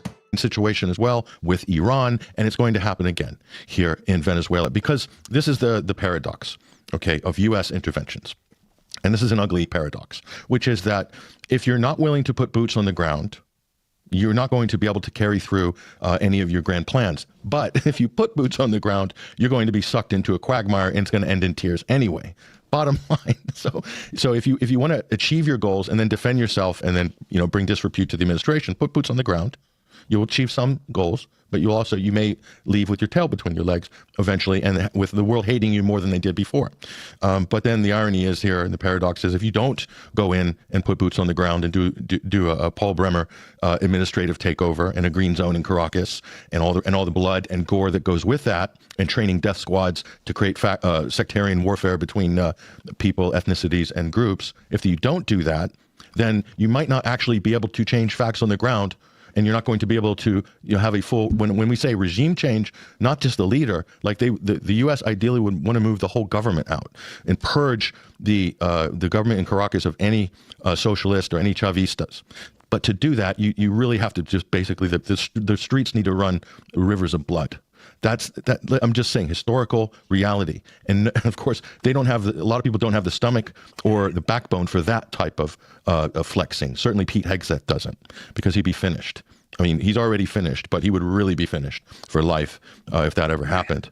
You go into Dick Cheney recluse lifestyle after that.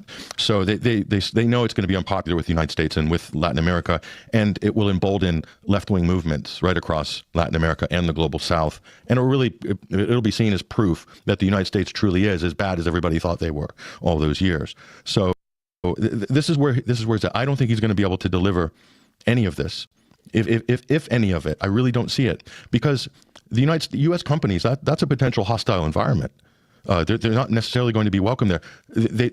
People in Venezuela are proud people. Okay, do I have to explain this? How do you think Hugo Chavez started the most incredible political movement in the global South in our lifetime? It's because he was popular. Why was he popular? Because of the message, because of the values of his movement, and implementing as a change agent, and also bringing back that pride, bringing back. By the way, I let it play that far because AMLO did the same thing. He brought back that pride to the people. Okay, and I'm going to explain that to you in a little bit too. Let me read this, bro. Malachi 1:4 says, "Whereas Edom saith, we are impoverished, but we will return and build the desolate places." Do you know what that means by impoverished? They're like losing the value of the dollar. They know that that's it. Like if they don't steal this oil or minerals or gold, and then secure their borders from up north all the way down south, they will not make it. Why? Because you have to steal and grab everything. Kind of like Obadiah 1:8. Right? Obadiah talks about that. It says, whereas Edom saith, we are impoverished, but we will return and build the desolate places. Thus say the Lord of hosts, they shall build, but we shall throw down. They shall call them the border of wickedness, and the people against them who the Lord had indignation. Didn't he just say that? People in Venezuela are proud people. with the United States and with Latin America, and it will embolden left-wing movements right across Latin America and the global South. And it'll be seen as proof that the United States truly is as bad as everybody thought they were. Right there. They said, then again, whereas Edom saith, we are impoverished, but we will return and build the desolate places. Thus say the Lord of hosts, they shall build, but I will throw down. They shall call them the border of wickedness, and the people against whom the Lord had indignation forever. You know, and when does that happen? When you become a grape gatherer once more. Which one is it at? Hold on, let me see. Here goes. Obadiah 1:4. It says, then thieves come at night. They take only what they want. When people gather grapes, they always leave a few, but your enemies have wiped you out completely. Why? It goes around, comes around, doesn't it? Isaiah 5:20 says, woe to them that call evil good and good evil, that put darkness for light and light for darkness, that put bitter for sweet and sweet for bitter. For example, we are not in Venezuela to demolish, conquer, and take advantage of a nation. No. We're trying to civilize. We're trying to bring democracy. Democracy is good. Stealing oil, no, that's not what we're doing. It's just that Maduro was a drug lord. That's why. You know what I mean? Like, it's no other reason. Bro, like, man. And you know what the most beautiful thing is about all this? That it's actually playing itself out the way it should be, without even forcing the scriptures. Isaiah 14:12 says the kings. No, hold on a second. Am I looking at that one? Is it? What? Oh shit! Sorry. Isaiah 14:12 says, "How art thou fallen from heaven, O Lucifer, son of the morning? How art thou cut down to the ground, which did it weaken the nations?" So we're talking about a belief, a doctrine, a group of people that have this type of spirit. But thou hast said in thine heart, I will ascend into heaven. I will exalt my throne above the stars of God. I will sit also upon the mount of the congregation in the sides of the north. I will ascend above the heights of the clouds. I will be like the Most High. Then it says, yet thou shalt be brought down to hell, to the sides of the pit. One thing that I do notice, man, they are starting to expose themselves to the fullest. Do you know what I'm saying? Watch this real quick. Let me show you something. Oh yeah, I thought I was like, what? I thought I lost it. Yeah, honey. Want me to open it? Hold on. Hold on a second. It's weird. Give me a moment.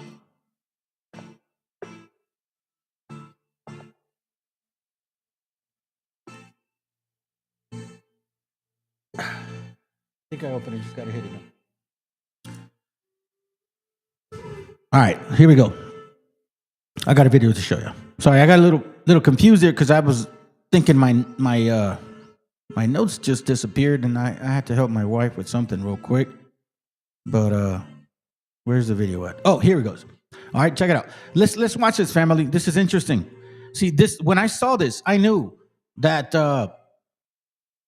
like what we just read. How art thou fallen from heaven? All the nations are going to be saying this.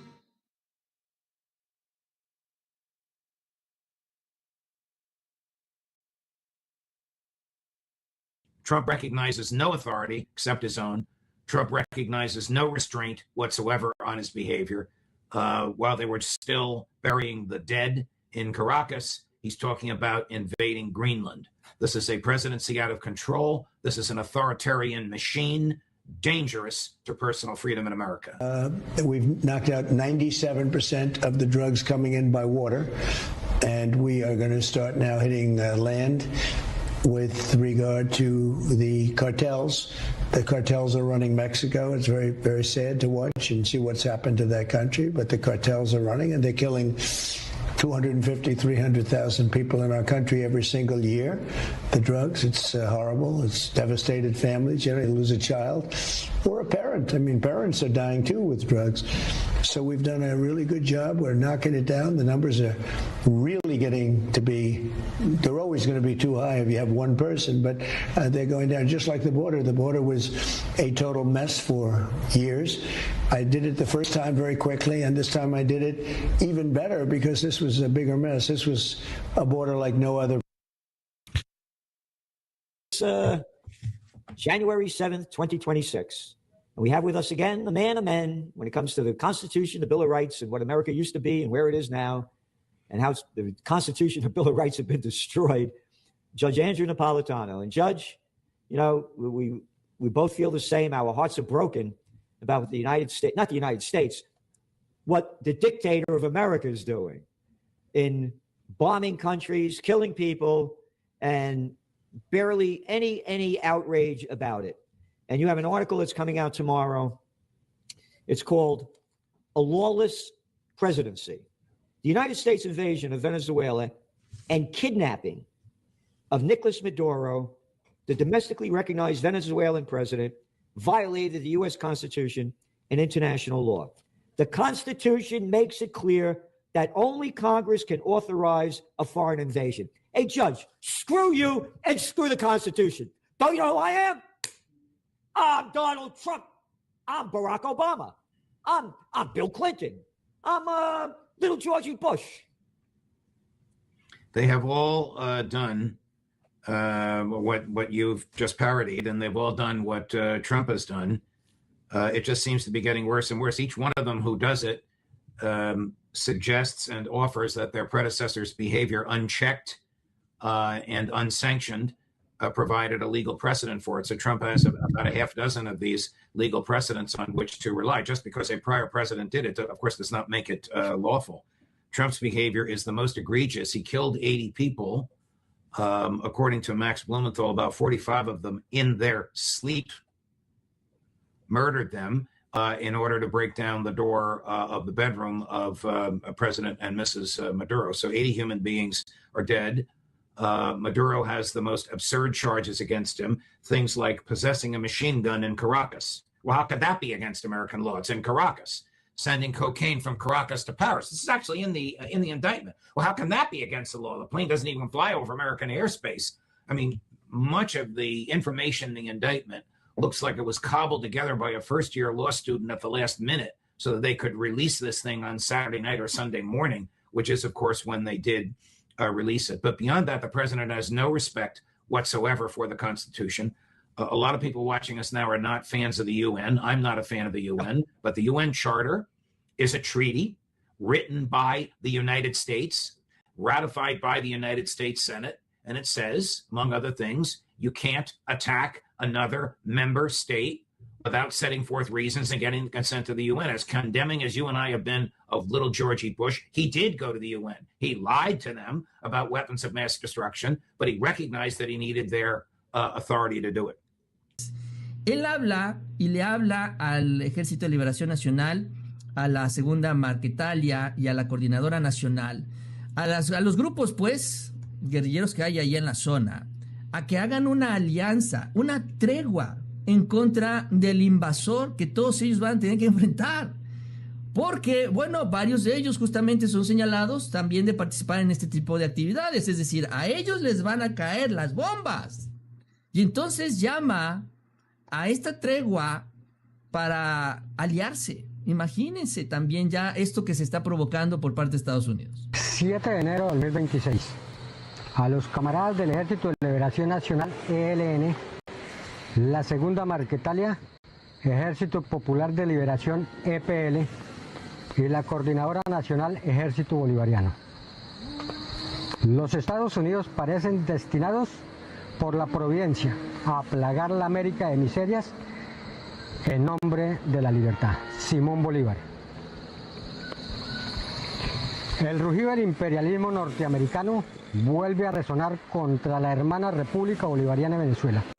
Esta agresión no es solo un ataque a un pueblo hermano, es una afrenta directa a la patria grande que soñó Bolívar. Es la bota que pretende pisotear nuestra soberanía, nuestra dignidad y nuestro derecho a la autodeterminación.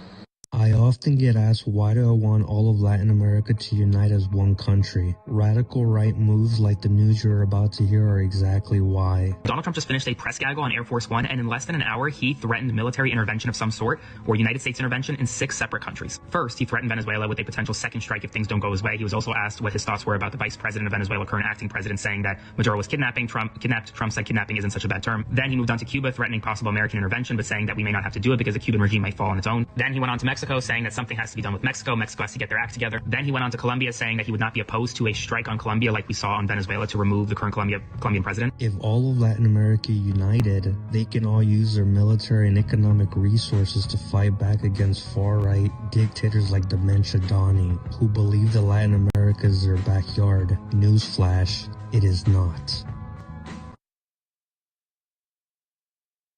Newsflash, it is not, gang. You know, and it doesn't even end there, man.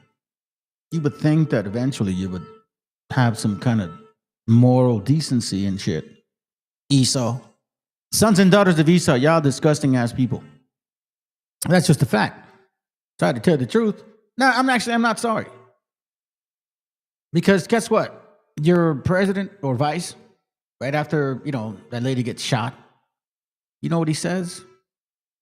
He's like, well, you know what we're going to do? Because of the fact that, these things are happening. Is this the article? I don't think this is the article.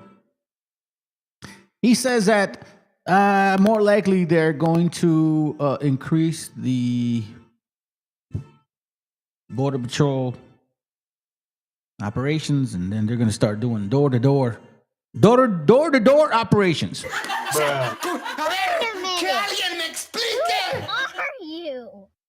Por primera vez, el imperialismo.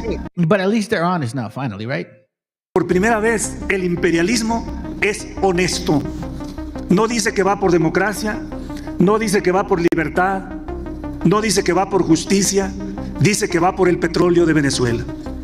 Con toda claridad, y ahí me da pena ajena y tristeza la postura del PRI y del PAN. Por eso su política exterior fue entreguista.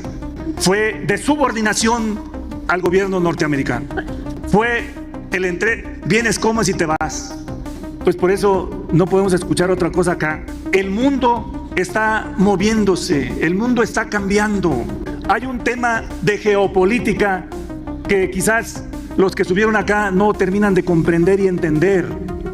Que se rompió el proceso del modelo globalizador, donde Estados Unidos era el policía del mundo, era el que dominaba porque se venció o se terminó el concepto de la Guerra Fría.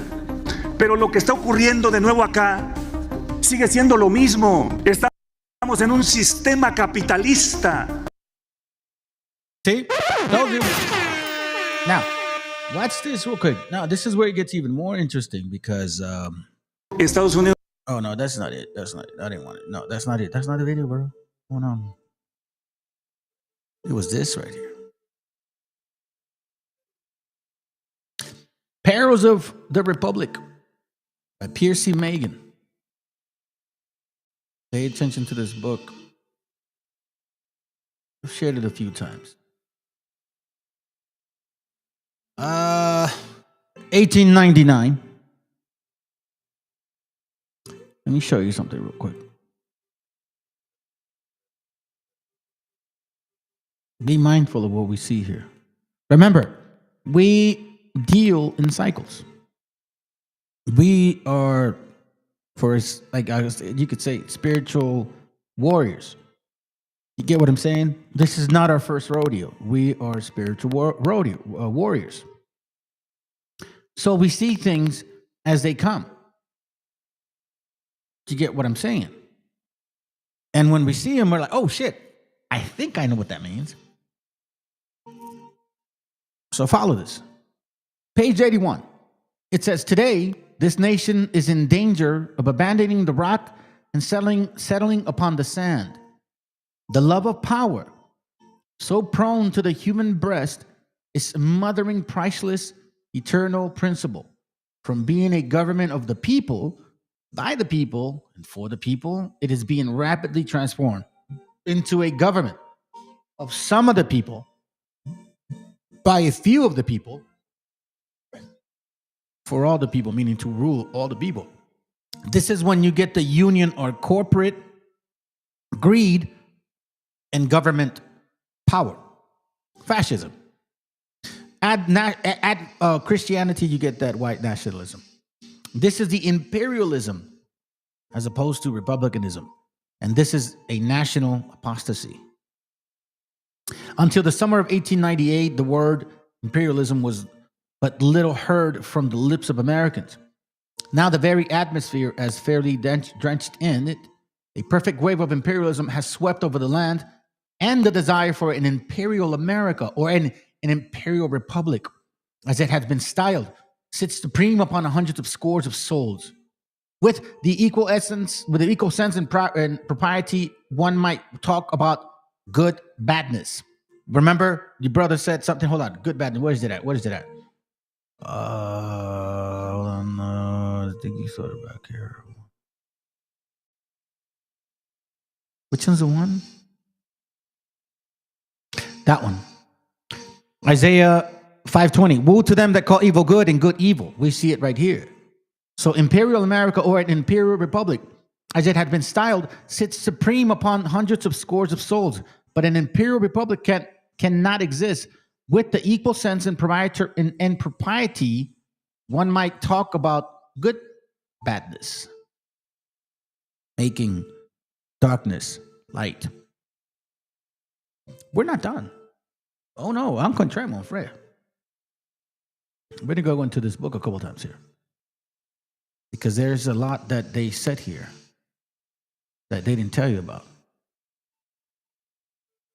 Page 162. It should be around here. It says here on page 158, watch what it talks about. And we're there, fam. It says, the same God who watched over the nations of the Amorites and destroyed them when their cup, remember, somebody posted that verse earlier today, when their cup of iniquity was full, the same God who kept records of the gay pleasures of the grievous sins of the people of Sodom and Gomorrah, Canaan. You dirty bastards. And who consumed them in the fearful flames when they had passed the unseen line. The same one also, capital O, kept watch over the Republic of Rome and is keeping watch over the Republic of the United States. In the wonderful prophecies traced with the pencil of the Holy Ghost, the history of these last two is written, and was written long before either came into existence. It was written to the intent that the living might know that the Most High ruleth in the kingdom of men, and give it to whomever he will. So see, these people understood who the fuck they were. They knew they were Esau. They've been knowing they've been Esau. That's right, sis. There are many who believe that the churches and churchmen should have nothing to do with politics. None holds this more staunchly than I do. Interestingly enough, now you got evangelicals telling Donald Trump what to do. Hold on a second. Oh, that's gonna hurt! Let me see. Page 159 in the Bible, by the pen of the prophet Daniel of the Revelator John, we have an advance of this enactment of the history of Rome and of the United States, the two great republics of the West. Daniel spake and said, I saw in my vision by night, and behold, the four winds of heaven strove upon the great sea, and four great beasts came upon the sea, diverse one from another. The first was like a lion, and had an eagle with wings. Assyrian, I beheld it till the wings thereof were plucked, and I lifted him up from the earth and made them stand on his feet as a man, and a man's heart was given to it. And behold, a second beast, and behold, another beast, a second like to a bear. And it raised up itself on one side, and it had 3 ribs in the mouth of it between the teeth of it. Persia. And they said unto this, Arise, devour much flesh. After this I beheld, and lo, like a leopard, which had opened the back of 4 wings of a fowl, and the beast had also 4 heads, and the dominion was given to it. Greece. After this I saw the night vision, and behold, a 4th beast, dreadful and terrible and strong exceedingly, and it had great iron teeth, and it devoured and brake in pieces, and stamped the residue with the feet of it. And it was diverse from all the beasts that were before it. Rome. You see? So now I'm going to show you something. There's another book, and I'm not going to bring it out today. I shared it with you guys before, and it was referenced here, and it actually gets more into detail about Rome and America, or North America, where Esau dwells. You know, the worshippers of Kaz, who is Woden or Odin or Wutan, who basically is the deity of the Edomites. You know who these white people try to say that they're not, but they are, but they are not, but they are. I'm sorry. I think All Will Be Revealed did a video on that. Let me see if I can actually try to pull it before I finish. Hey, dude, if you can text me that, man, that'd be great, bro. If you're watching, hold on a second, because I would have to go to your channel to do all that. Hold on, where the hell is this? Hold on a second, fam. Did I pass it? Oh, let me look for it.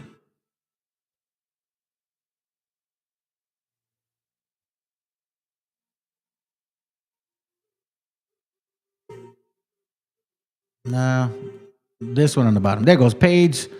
On page 164. Damn, I passed it a long time ago. On page 164, it says the 2 republics of Rome and the United States of America.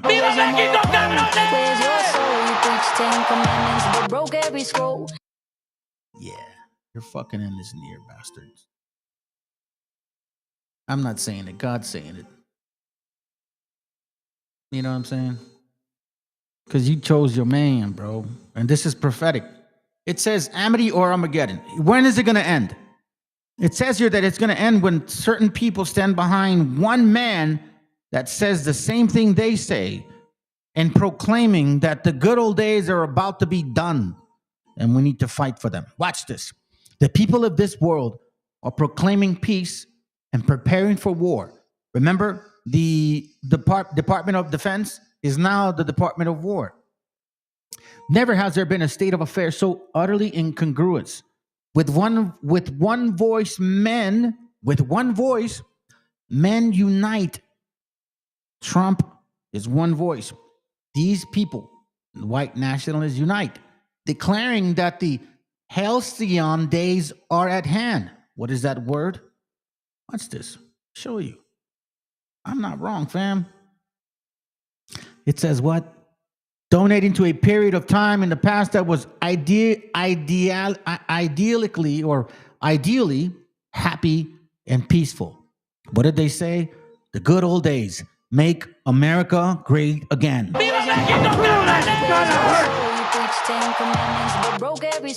With one man, Trump, a lot of them unite, declaring that the good old days are at hand, while at the same time they get ready for the biggest game of powder and projectile that has ever been proposed during the history of the earth. I don't know, bro. I don't know what else to call that shit. You know, we're at that moment where it's like, shh. Better watch it. Watch this real quick. We're almost done. I'm gonna show this real quick. I just want to show you this real quick. This is funny to me, man. I think it's this one. Where is it at? Oh no, here. I'm gonna show you this. Look, we're like I said, nothing new under the sun, bro. Nothing new under the sun. Watch this. This guy right here. Ready? Check it out. It's like 20 seconds. That oil's been locked up for millions of years, yearning to burn free. Obviously, I'm being cynical. It's not purely for oil. Even Secretary of Commerce Howard Lutnick on the plane could tell you that on his way out of the bathroom. You have steel, you have minerals, right? All the critical minerals.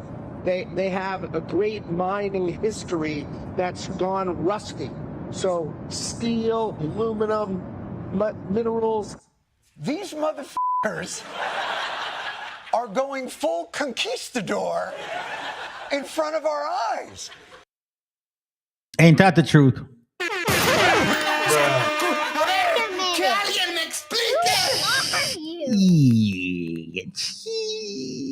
Nah, I'm kidding. Check this out, family. I mean, it's not that far-fetched, man. Aquí no termina la historia. Let me tell you something. I'm gonna share this with y'all. I like that this guy brought this out because you know what? Na Raza in Mexico, Na Raza is listening to what's going on here, okay? He's gonna talk about who this guy is. Before I show you this, I want to remind you who you are and who hates you.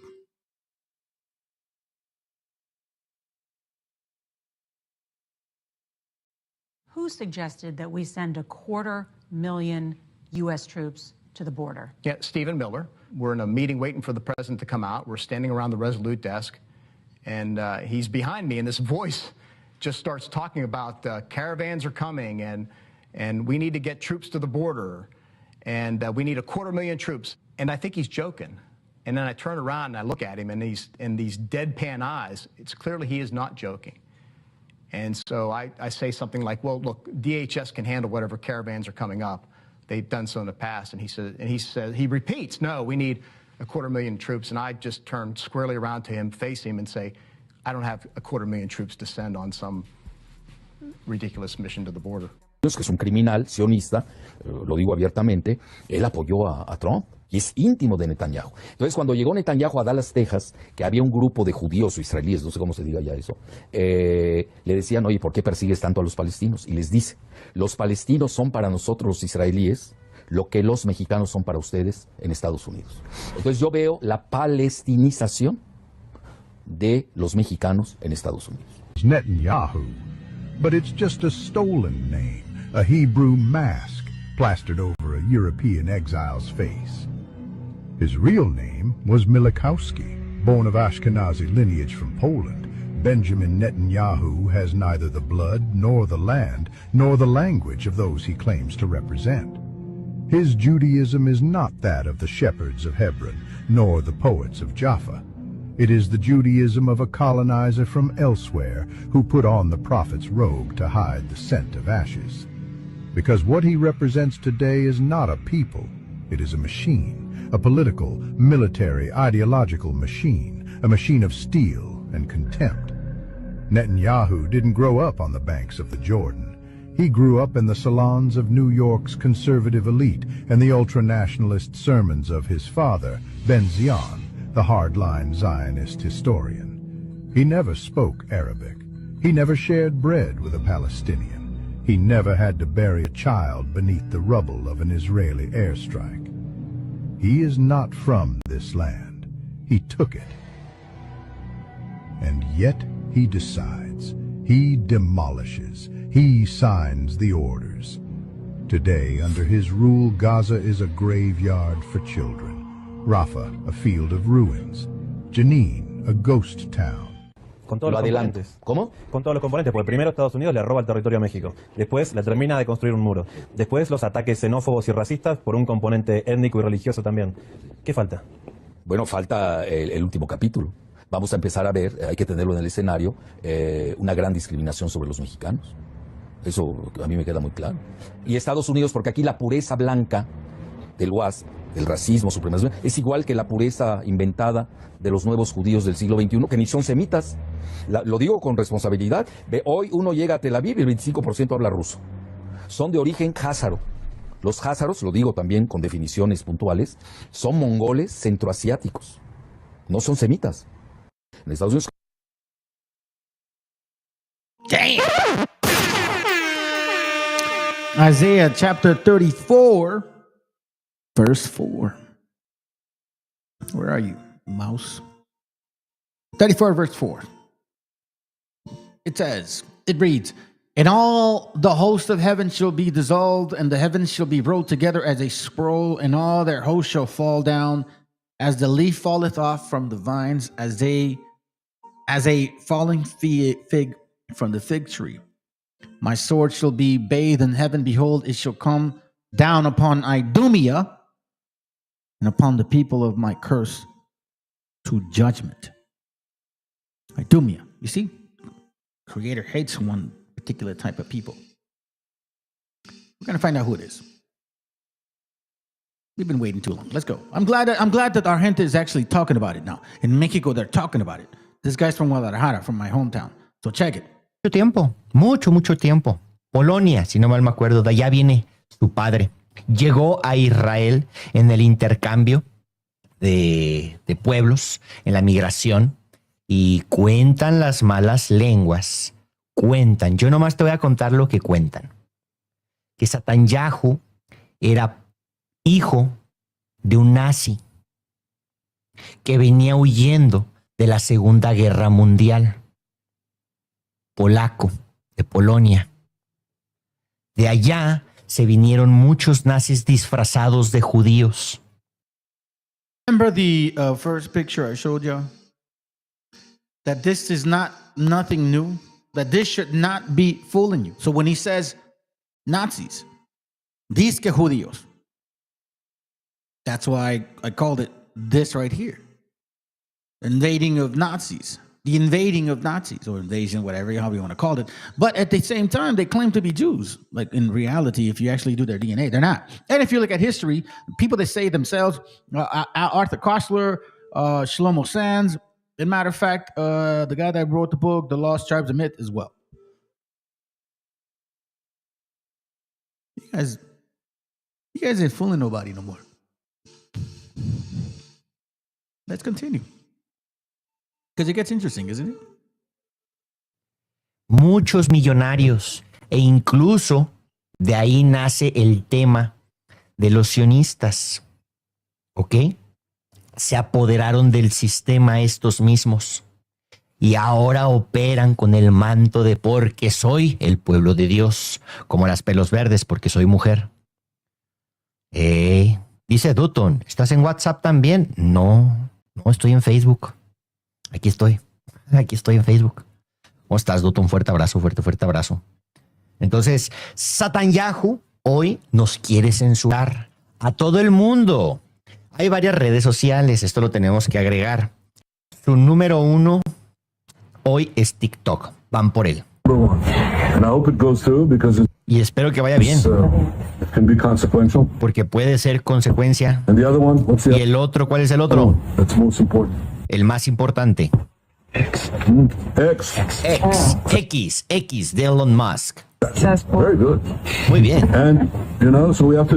Y ya saben, tenemos que hablar con Elon. No es un enemigo. Es un amigo. Debemos hablar con él. Hay que hablar. Ahora sí podemos obtener esas dos cosas. Obtenemos mucho. El control de la comunicación. Yo digo, güey, ya que están entendiendo allá en México, sáquenlos de la chingada, cabrón. Veriamente, güey. Hay que adelantarnos de esos pendejos que están aquí y ni siquiera van entendiendo. Because I'm going to say this right now, family. The only reason why there was massive propaganda against immigration was because of these fuckfaces to the right. They funded that shit. They fucking hate you, fam. These people, I don't care what you say. I don't care what you say. These are converts. They're converts. You're not true Hebrews, or else you wouldn't be calling yourself something other than Arabs. So like everybody else is the Arab there except you? Fuck out of here, bro. And I ain't no anti-Semite, homie. I got that bloodline, so shut the fuck up. Y así ya no se va a promover todo el genocidio de Gaza y Medio Oriente, tendrán controlado todo. I could go on other things, but that's not the point. Pero eso pero ese no es el punto en este momento. We have to Tenemos que luchar la lucha, ¿de acuerdo? fight the fight. Okay? To take Para dar dirección a la gente judía. Tú no eres judío, ¿eh? Ubícate. Antes de que me vayas a salir, no, eso es el pueblo de Dios. Tú no eres judío. No, es que Dios dijo su Dios, no el tuyo. ¿Ok? ¿Ok? Tú, según sus letras que él lee para nosotros, es que tú vas a ser el esclavo. Tú le vas a lustrar los zapatos mientras tu mujer sirve de prostituta y tus hijas de entretenimiento. ¿Ok? Antes de que me vaya a salir alguien, no, este no es el pueblo de Dios. Ellos hacen lo que quieren con la palabra de Dios y la interpretan como ellos quieren. I'm glad our people are listening.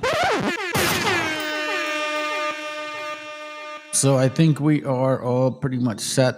Again, I wanted to talk about this, man. A lot going on right now. My following up class should be pretty righteous. I gotta always debunk the funk. You know what you know how it is. Before I do, let me play this video. It's about 8 minutes long. At least I'm gonna share the portion that I like. And family, hope y'all do well tonight. By all means, please share, like, and let people know what we're doing here, man. You know what I mean? We're connecting the Bible with history and also understanding. Okay, check this out. This is interesting. Hope you guys like it. It's only about 8 minutes long. Let's go. If we could find the right piece of land and build them some really nice places. Where would those pieces of land be? Well, they could be in Jordan and they could be in Egypt.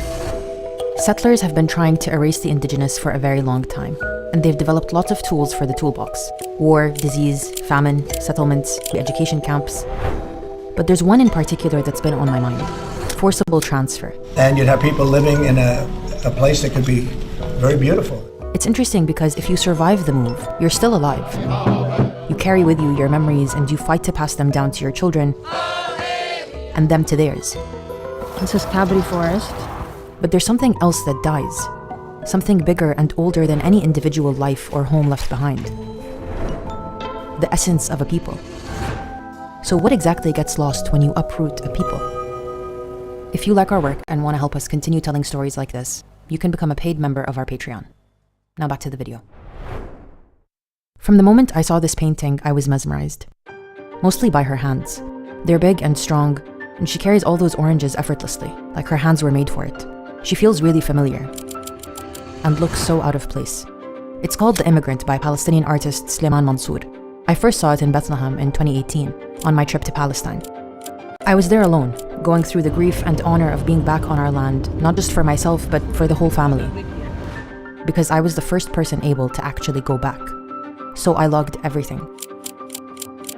Looking through all the pictures now, it's mostly of the land. Especially when I got to what used to be our village, Al-Kabri. It's on the outskirts of Akka, in the north of occupied Palestine. Our village is one of over 500 Palestinian towns and villages that were destroyed when Zionist militias ethnically cleansed Palestine. I took lots of pictures for my family to see, and for myself. It's like we never existed. To try to hold on to it. To this plot of earth that, to Israelis, is now a highway, a national forest, and a kibbutz. But to me, to us, this was home for, as far as we can trace it, a very long time. We were driving through the kibbutz that they built, and you should see the trees that they have. I swear to God, a pomegranate tree with the biggest, fattest, ripest, most red pomegranate. The color is so vibrant, so healthy. I asked my family what we used to grow on our land besides tobacco, which I knew. Vegetables, fruits, oranges, lemons, and grapes. It wasn't easy to get the information. You don't understand how gorgeous it is here. My dad reached out to his cousin, who asked his uncle, who also lived in the village. I wonder how much else we lost that I don't even know to ask about. See, when a people are uprooted, they may have survived, they may be alive, but there's something invaluable that can die. Something immaterial and bigger than any individual life. And it's this thing that explains what it means to be indigenous. I realized this when I was learning about another indigenous people halfway across the world. They called it Turtle Island, and for thousands of years it was home to millions of Native Americans. In the Pacific Northwest, abundant forests and waterways created cultures centered on fishing and forestry, like the Tlingit. Tlingit speakers don't say left or right, they say toward the water or toward the mountains. One ancient narrative they tell is of Salmon Boy, a story that speaks to how salmon, a central part of their sustenance and culture, feel, make choices, and respond to human actions.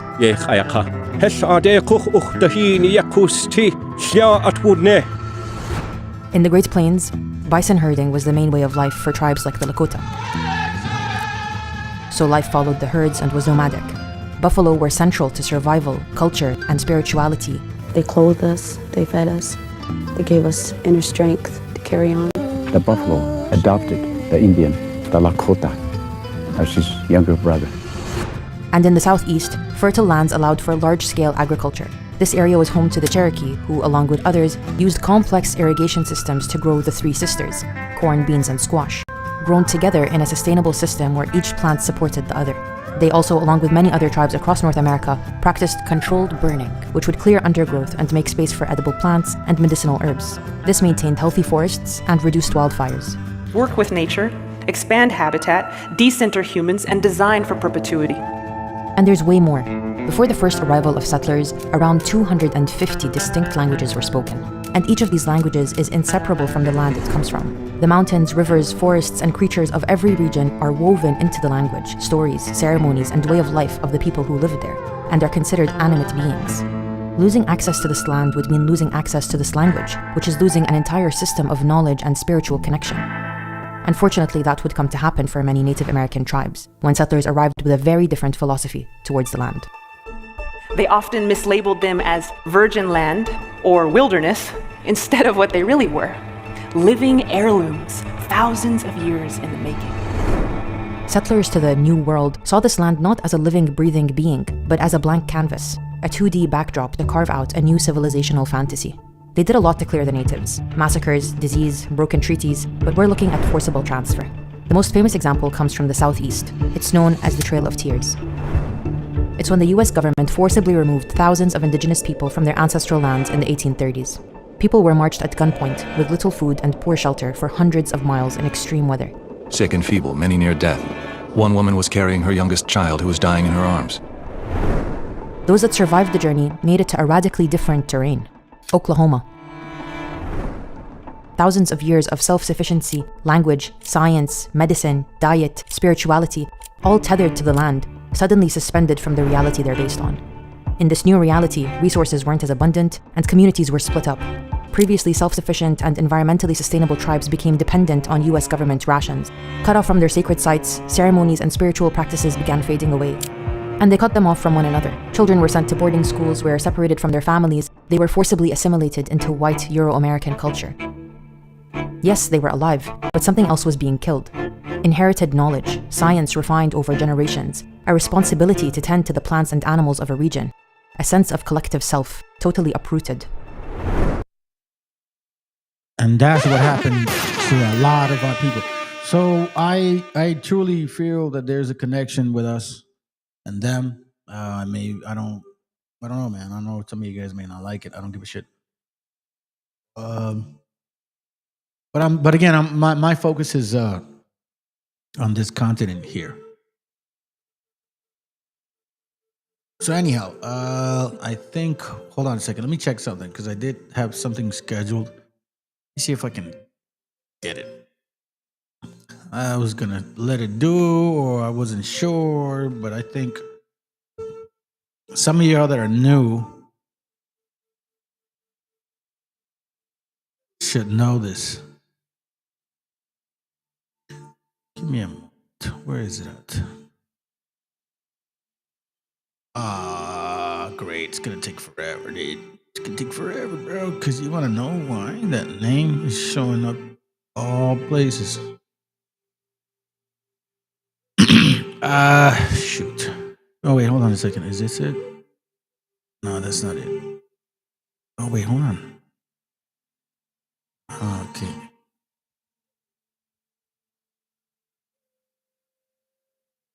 think this may be. Hold on, let me see.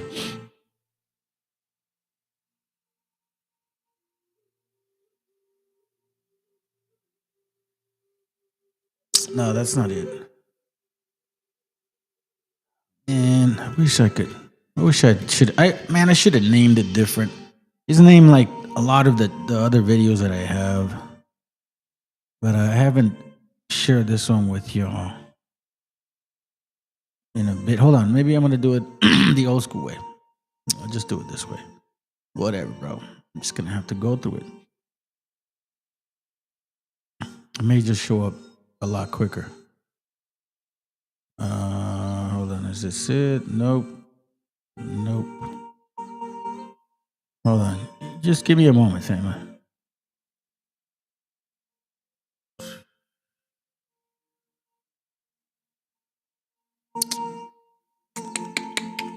Maybe not. Well, I guess this is it then. Oh, here goes. Here goes.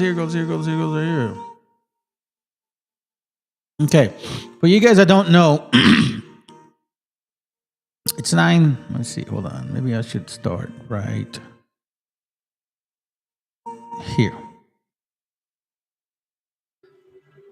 All right. I'm going to start right here. I'm going to show you guys a video regarding the meaning of our name. Okay. The meaning of our name. I'm going to let it go for a few, and then I'm going to shut it off. All right. But I want to get a good portion of a lot of the books that I share with y'all, because I'm gonna take. You should take a lot of notes here from this point forward. Okay.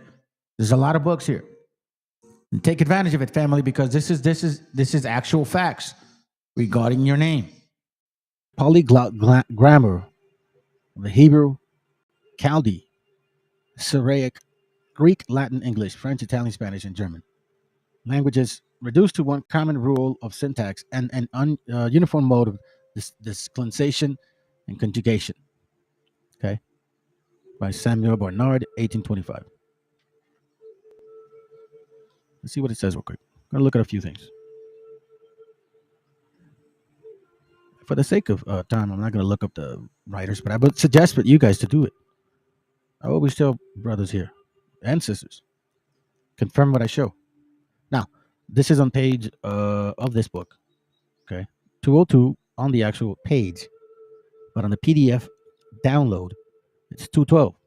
Okay, so follow me here. The Indian language and dialects appear to have a very form and genius of the Hebrew. Their words and sentences are expressive, concise, emphatical, sonorous, and bold, and often, both in letters and signification, synonymous with the Hebrew language. It is a common and old remark that there is no language in which some Hebrew words are not to be found. Probably Hebrew was the first and only language to the distance of time and place introduced a change and soon followed a mixture of others. The accidental position of the characters might also coincide with some Hebrew words in various dialects without the least intention. As the true pronunciation of Hebrew characters is lost in considerable degree, it is too difficult a task for a skillful Hebraist to ascertain a satisfactory identity of language between the Jews and American Aborigines, fair and square, much more so to an Indian trader, who professes but a small acquaintance with the Hebrew, and that acquired by his own application, and that acquired by his own application. So here he's talking about James Adair, I believe. Okay, so it's important to read the whole paragraph, because you don't want to leave the shit out in case somebody else all of a sudden shows it to you and you didn't realize that, oh my God, I didn't really said that. Yeah, you have to read the stuff. That's his opinion. Okay, but now let's continue with something else. I got something else for you guys. Let's see. Here we go, right here. I believe I have this link. I should have this link. Let's move on to this book here. Okay, and first of all, for you brothers that are, especially a brother that was bringing this stuff out a while ago, thank you so much, man, for providing this for us. You know what I'm saying? A lot of prayers go out for you, bro. Hopefully you can go back to what you do best. Okay. Anyhow, so let's continue. The book is called Crónica de la Santa Provincia de San Diego. Okay. Now this is an interesting book here. Check this out. Let's show this to you guys. I don't know why it's not pulling it up the way I set it up for, but whatever. We'll deal with it. Okay, here we go. 498, right? Yep. Let's go to page. Hold on a second. Because you guys can see first of all what it says. Okay. Hold on a second here, real quick. Crónica de la Santa Provincia de San Diego, de México, religiosos descalcos de whatever. As you can see, el año 1682. 1682. Okay, vamos a, let's go ahead and see over here. 498. Should be right here. Okay. Keep in mind that these are writings from people that were trying to consider who the indigenous people were here or are here.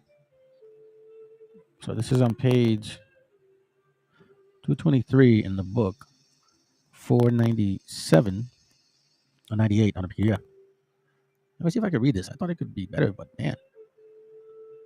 Dice aquí, expositores discurso los fundamentos de esta sentencia que en conclusión dice a the same hijos de Noé y su descendencia tuvieron principios. Oh, hold on. It says here, y expositores discurran los fundamentos de esta sentencia que en conclusión dice así de Shem, hijos de Noé, y su descendencia tuvieron principio los indios. So it's saying here that the indigenous people come from the lineage of Shem that leads to Noah. Well, we know that Noah has 3 kids, Shem, Japheth, and Ham, okay? Reconociendo por sus padres a los hebreos del linaje de Pheleg y a los gentiles de Jactán y su undécima hijo Ophir, porque en la América septentrional goza el nombre de Ophir. So here we see, by the way, in case, how they are identifying America with Ophir as well. So we are understanding that they're connecting the dots in regards to who the indigenous people are here. Then it says o menor de Perú. So Ophir, nombre de Ophir o menor de Perú. Basically, like, and I showed you guys a book in one of the other classes, by the way. Y una de sus provincias, Yucatán, tiene el nombre de Yoctán de su padre. So Yucatán es Yoctán, basically. Then it says, los mexicanos son originarios de las 10 tribus captivas de Salmaneser, rey de los asirios, en tiempo de Oseas, rey de Israel, por los años de 3316 de la creación, 684 antes de la venida de nuestro Salvador al mundo, 63 de la fundación de Roma, 0 año de la Olimpiada Viento a 22. The número, he's just counting these numbers here. So as you can see, we have a referencing of our people saying that, hey, listen, these guys are these people. Los mexicanos son parte de esa tribu. Los perdidos, israelitas. Now again, I don't need no convincing. There's no convincing involved here. Hey, mama, how you doing? There's no convincing involved. Either it is or it isn't. You know what I'm saying? Let's see. How come I don't have the links to these books? Why are they not up? Was I expecting to just like put them up on the link or what the hell? Give me a second, fam. Come on, brother. No, just my own words. This is not cool. I don't even like that. Hold on a second, family. Let me see. Look for this one. Yeah, I have that written down. How come I don't have the? Okay. You see, famous. Not always, but usually, I'll go by notes. And okay, in case I need to say, so I don't forget. You know what I'm saying? I don't forget. And for some reason, in this time, I wrote the information down. They literally, I didn't include the links. I'm not sure why that happened. So I'm a little slow. I'm providing at least this information. If it takes a little longer, I'm just going to skip some of the things. I just want to show you some important things before we connect the dots in regards to the name. Okay. So we have here, let's see if I can get it. Now, I found this book through a brother that Los Indios Somos Israelitas. Very thorough with his research. I guess he took a break for quite some time. I don't know. Anyways, I thought this would be important. And this is from which you can find on PDF. Now, I will suggest that when you're doing research, fam, be patient. Sometimes you won't get a hold of what you're looking for right away. Maybe try a different way or a different type or a different letter. Or sometimes try a Z with an S. You just never know. Sometimes take a picture of what you're reading and see if maybe you can copy and search off of that. That may help. But what I mean is don't always give up on what you're searching for. Anyways, this is Noticias Americanas, entretenimientos físicos históricos sobre la América meridionas y la septentrional, oriental, comparación general, You guys can see it, 1792. Okay, 1792. We're going to go to page 323 on the book, or 344 on PDF. Here it goes right here. Check this out. Entretenimiento 22. Sobre el idioma, listen, sobre el idioma de los indios y juicio del modo en que es regular que se progresan las Indias. It says, es opinión muy válida. Listen to this, okay? Es opinión muy válida entre las personas eruditas, Europeans, que poseen con perfección la lengua quechua. Traer algún origen, no, sorry, my bad, not Europeans, my bad. Euritías, que poseen con perfección la lengua quechua. Traer esta algún origen de la hebrea. So what it's talking about here is that this Quechua language, right here, right, has an origin of Hebrew, con la cual le hallan mucha semejanza, porque aquellas palabras que en la Sagrada Escritura se conservan de esta, y siendo en la pronunciación y en el sonido iguales. So they're saying that the pronunciation, when they hear it in Hebrew, the scriptures, it sounds exactly or almost supposedly identical. Okay, we don't know that, but let's just read for the sake of what it's reading, because again, what type of Hebrew are they listening to, and what type of Hebrew or Quechua exactly? Paleo, right? So just be mindful. You know what I'm saying? So anyways, no dejan de ser bastantes las que se notan con esta íntima semejanza, de suerte que juzgándolo por este principio, no admite duda guardar entre sí muchas consonancia. So they are saying, though, that the Hebrew and the Quechua language is very similar. Resta saber si el significado que tiene en la hebreas es con precisión el mismo que en la otra, porque las palabras de la Sagrada Escritura, dice, que se hallan en Quechua son por lo común aquellas en que los intérpretes no se han hallado conformes, o que no les han podido encontrar la inteligencia que les corresponde, no siendo extraño que en el uno se parezcan, sin suceder lo mismo en el significado, para poder determinar sobre ello con propiedad. Sería precioso que los sujetos instruidos en el Quechua desde la infancia que la hablan y entienden en toda su fuerza, por serles natural como a los mismos indios, poseen el hebreo antiguo con la misma perfección, y entonces podrían hacer la comparación de una con otra, y por la semejanza de algunas frases, de las expresiones y de los nombres de las cosas, vendrían en conocimiento de la igualdad que conservan entre sí. Tal vez no sería difícil darles interpretación que siquiera a los que se mantienen en la oscuridad en el hebreo. So we see, they keep talking about matter of fact, This is the interesting thing about what they mean, right? When you compare some of the words between Quechua and Hebrew, it almost seems imperfection, especially if you have the kids being raised and pronouncing it since they were young, right? It's a total different pronunciation for somebody like you and I when we're trying to learn a language and we become adults, or we're adults trying to learn a new language. It's difficult. It's hard. You'll never master that shit like a child. And this is what they're talking about. When they hear the kids speaking that way, it sounds to perfection. Now, this is what blew my mind, to be honest with you. And hopefully, it could finally answer some questions about, I don't know, man, some people's confusion. I think sometimes we dig too much into things that we shouldn't. And the answers are like right in front of us.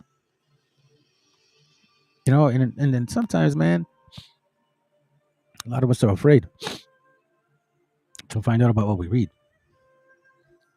And kind of put it to rest because it's like, it's probably a joke. Maybe.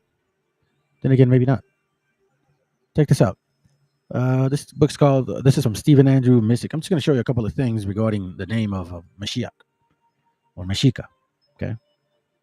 So you can see.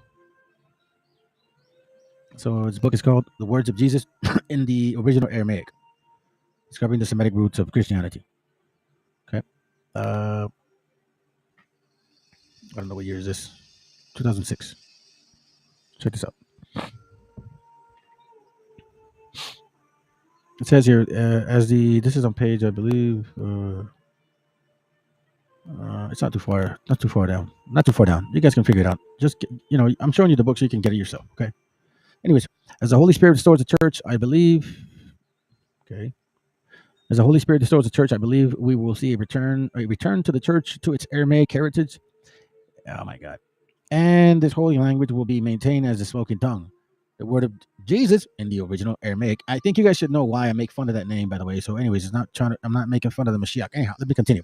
It's a detailed biblical and historical account of the original message preached by Yeshu MESHIACHA. Okay? Yeshu MESHIACHA. Now, a lot of us, we read random books. Sometimes we run into things like, damn, that's pretty cool. That's pretty interesting. I wonder what that is. But if you run into something like this, you got to admit, you have to ask yourself, what is that saying? Yeshu MESHIACHA. Are you a MESHIACHA? Last time I checked.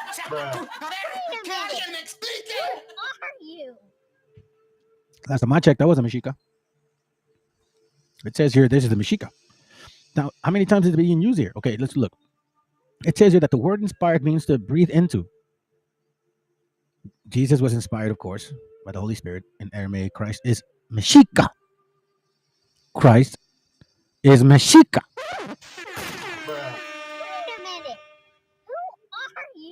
MESHIACHA, who are you? You were given the name of the MESHIACHA. And you probably think it's a joke, but it's not. Yeshu MESHIACHA. Let's look at it one more time. The oil represents the Holy Spirit and anointing. And the anointing, the word in Aramaic for Messiah or Messiah is MESHIACHA. Hey, but listen, that's just the beginning. This is nothing. This should be like the icing on the cake, to be honest with you, because this isn't enough. Like, oh my God, that's it. No, that's not enough. I'm going to show you not only with books, I'm going to show you in the Bible as well. So Ron Rivera, Ron whatever, can learn the hard way. No, I'm just kidding, man. Maybe you need a little. I don't know. I mean, I don't even understand again why people just come and attack all crazy and shit. I don't even know what's going on. Hold on a second. Is this the link? You see, this is one thing I don't like. That's what's bothering me right now. Let me see if I can get this. Okay, hold on.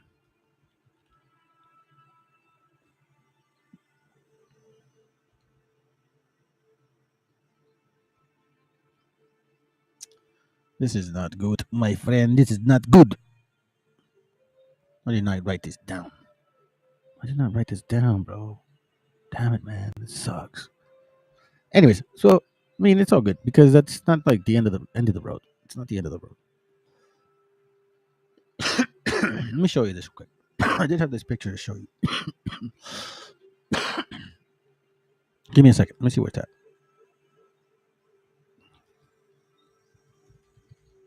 I thought I had it saved already. Come on, bro. What the hell? Oh. I had a picture of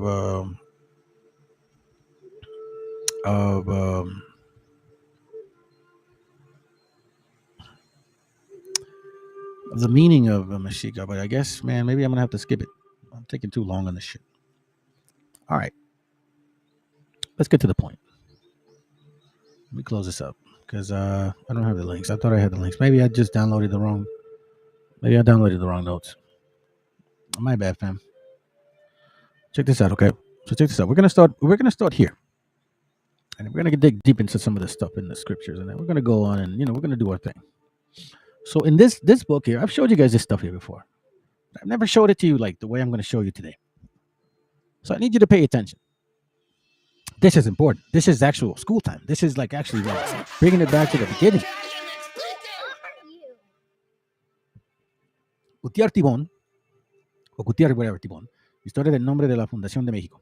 So here with this book here, you're going to get, if you actually buy it, you can.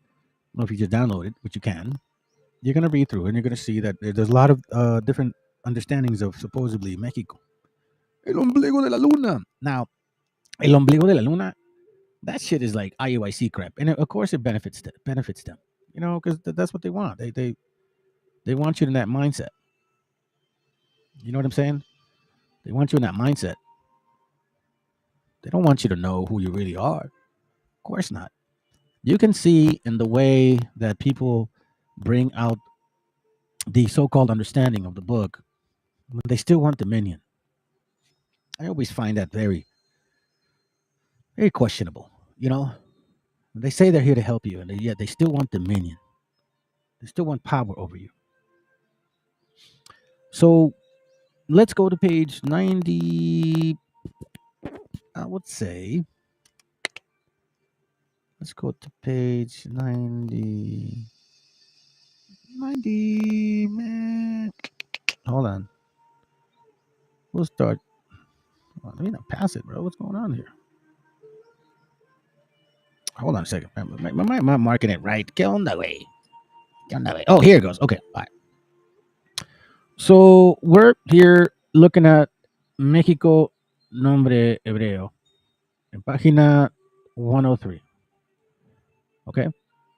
Now, if you look through this book, you're going to find out that there's a lot of supposedly explanations. But none of them make absolutely sense. Now, we see here on page 104. Okay, we're going to start reading right here. Well, not necessarily that. We're going to start reading here. Now, you've heard this name before because I've showed you this name before. Sagahun. Okay? So let's start reading this. Okay, now check this out. This is very interesting. It's la etimologías de México. La insistencia, escribe, con que Durán compara los ritos de los mexicanos que a él le parecen judiacos, y es un indicio más que vive bajo la obsesión de lo judío.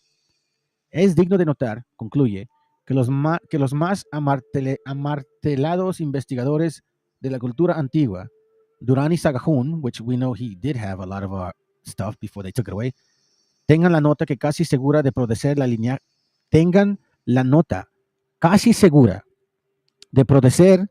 linaje judíaco. Now, listen to this real quick, okay? I've done a lot of material on Zumarraga. I've done a lot of material on why they kept the material away from us.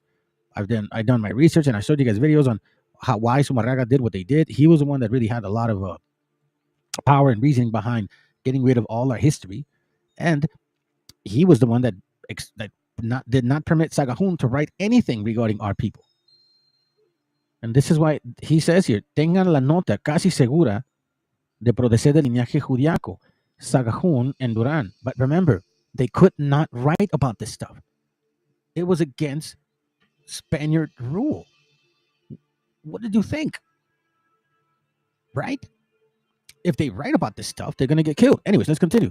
En cuanto a Sagahun sobre el casi, después de la investigación llevadas a cabo en los archivos de Sagahun, provincia de León, por los doctores David y Anderson, sus traductores neomexicanos. So check this out. Then it says here, Meshi, el Mesías. No se extraña, pues, que el dominico Fray Gregorio García, between 1554 and 1627, vea en México un nombre hebreo debido al hecho obvio de que los mexicanos descienden de la tribu perdida de Israel. Come on, man. He says, like, of course, no doubt. Messi es el Mesías, y México, la ciudad del Mesías, la ciudad de Jesucristo. So not only is Mexico named after him, but it's because it's his people, so-called. All the land, all the people, all the city. La ciudad de Jesucristo. Y no de Huitzilopochtli. So now check this out. Nótese, dice Fray Gregorio, que el nombre Messi, que es realmente hebreo, se aplica maravillosamente al jefe de los mexicanos. Al fines del siglo XVII, el franciscano Agustín de Bettencourt escribe, con razón se debe apreciar más este nombre México, de donde ha salido la redención de tantas almas, donde tanto se ha ensalzado el nombre de Cristo, nuestro Redentor y Mesías. Porque como dice el R.P. Franciscano Martín de Castillo, en la explicación del acto del capitular que tuvo, dice, hold on, let me read it. En Toledo, impresa del año 1657, México en hebreo, caldeo y sirio es lo mismo que de mi Mesías. So, and not only that, if you say Mexico in any language, Russian, French, English, Spanish, Dutch, African, I think, Arabic, Asian, any language, they always say it somewhat similar to Mexico, Meshiach. I'm telling you, family, check around, Google it. ask GPT. It's just no different if you ask GPT to say hello backwards. It'll say hola. Trust me, believe. I'm telling you, I did it. Not in GPT. It was in a science building back when I was little. There was a machine that you would pronounce something that says backward. And I found out when you say hello, it says hola. Seriously. Anyways, let's read it. En hebreo, dice que México, en hebreo, let me magnify that so you can see it. México, en hebreo, caldeo y sirio, es lo mismo que de mi Mesías. You know, that's what he's saying is his language. Si el Mesías le dio el nombre como de su linaje.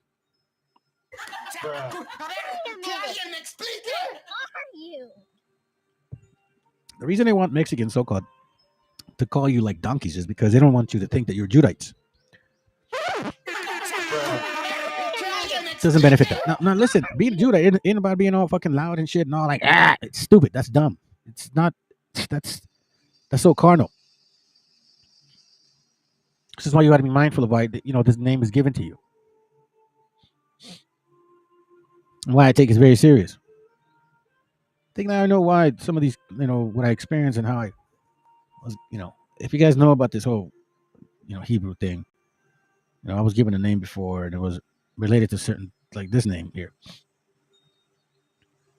I quickly changed it, and then some people got offended because I changed it to something similar to it, Joshua, I guess, but whatever. Anyhow, I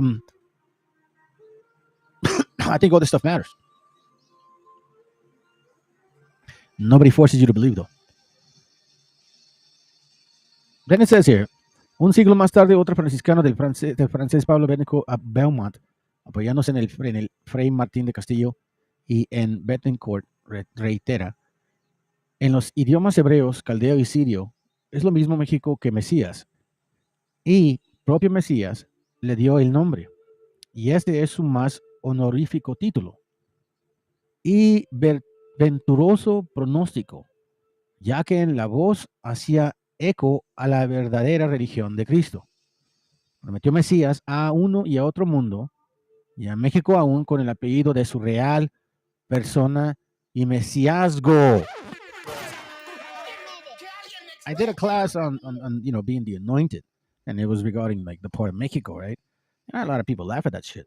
But I mean, what do you want me to tell you, man? You're either understanding the stuff that you're seeing, or you just don't. And quite frankly, there's no need to be offended. There's no need to be upset.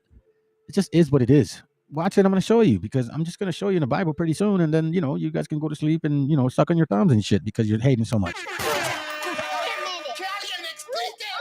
Mexi afirma equivala el ungido o Cristo. Ungido. We'll look at that word pretty soon. Cristo en griego tiene en efecto el significado de ungido. Ungido. Ungido. Let me show you something real quick. Excuse me, family. So it's still bothering me. Culhua, México, la tierra del oro. Did I already miss? I think I was good here. Okay. So now, this is the word that we're looking at, right? Ungido. Ungido. What does ungido mean? Check this out. Ungido translation.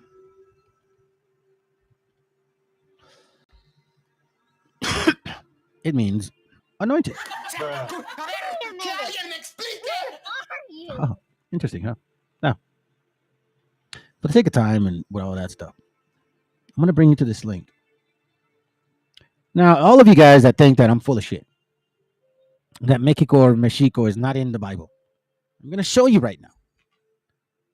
And stop telling these Mexica brothers that they're fucking donkeys because you believe in the 12 tribe stupid chart, okay? Get that shit. Throw that thing away. Throw that thing away. So you guys don't even realize that a bunch of you guys are Judites. But here, we don't go tribe tripping, man. That's not the point. The point is knowing the history. Now, they say that the tribe of Judah is the most noble. I don't see these Canaanites being noble at all. So let me get to the point here. Okay? Ungido. Anointed. Right? Spanish word. Let me introduce you to a Biblia paralela. This is the Bible's in Spanish link for this book here. Now, there's several translations, right? You got Sagrada Escritura 1569, Biblia Jubileo 2000, pero vamos a escoger Reina Valera 1909. ¿Ok? Ahora, estamos en Salmos. Estarán los reyes de la tierra y príncipes consultarán unidos contra Jehová o Yahweh y contra su ungido. What does that mean? Now, there are several other links here that you could use to help you understand certain things. Right here, we're going to click on lexical. Okay? And then we're going to go scroll down to where it says, where you at? Right here. Psalms 2:2. Su ungido. Ungido Mesías. Okay? Follow me because this is important. And if you clicked away, well, you done messed up. What if you come back? I guess it's recorded. Hey, honey. Almost done. That was my daughter. Anyway, so look, check this out. Concordance 8H4899 in Spanish. Okay? It says, ungido Mesías. Ungido. Una persona consagrada. Hold on, I'm going to say it again. Look at it. MESHIACHA, right? Now, that's not all, folks. Okay, that's not all. So we see Mesías ungido, personas sagradas, all that ungidos, right? Check this out. And thank you, brother, for showing us this. If you go scrolling down, forms and transliterations, we see Meshach, right? Check this out. This gets even interesting. You go here, right? And you start seeing these Hamashiach, and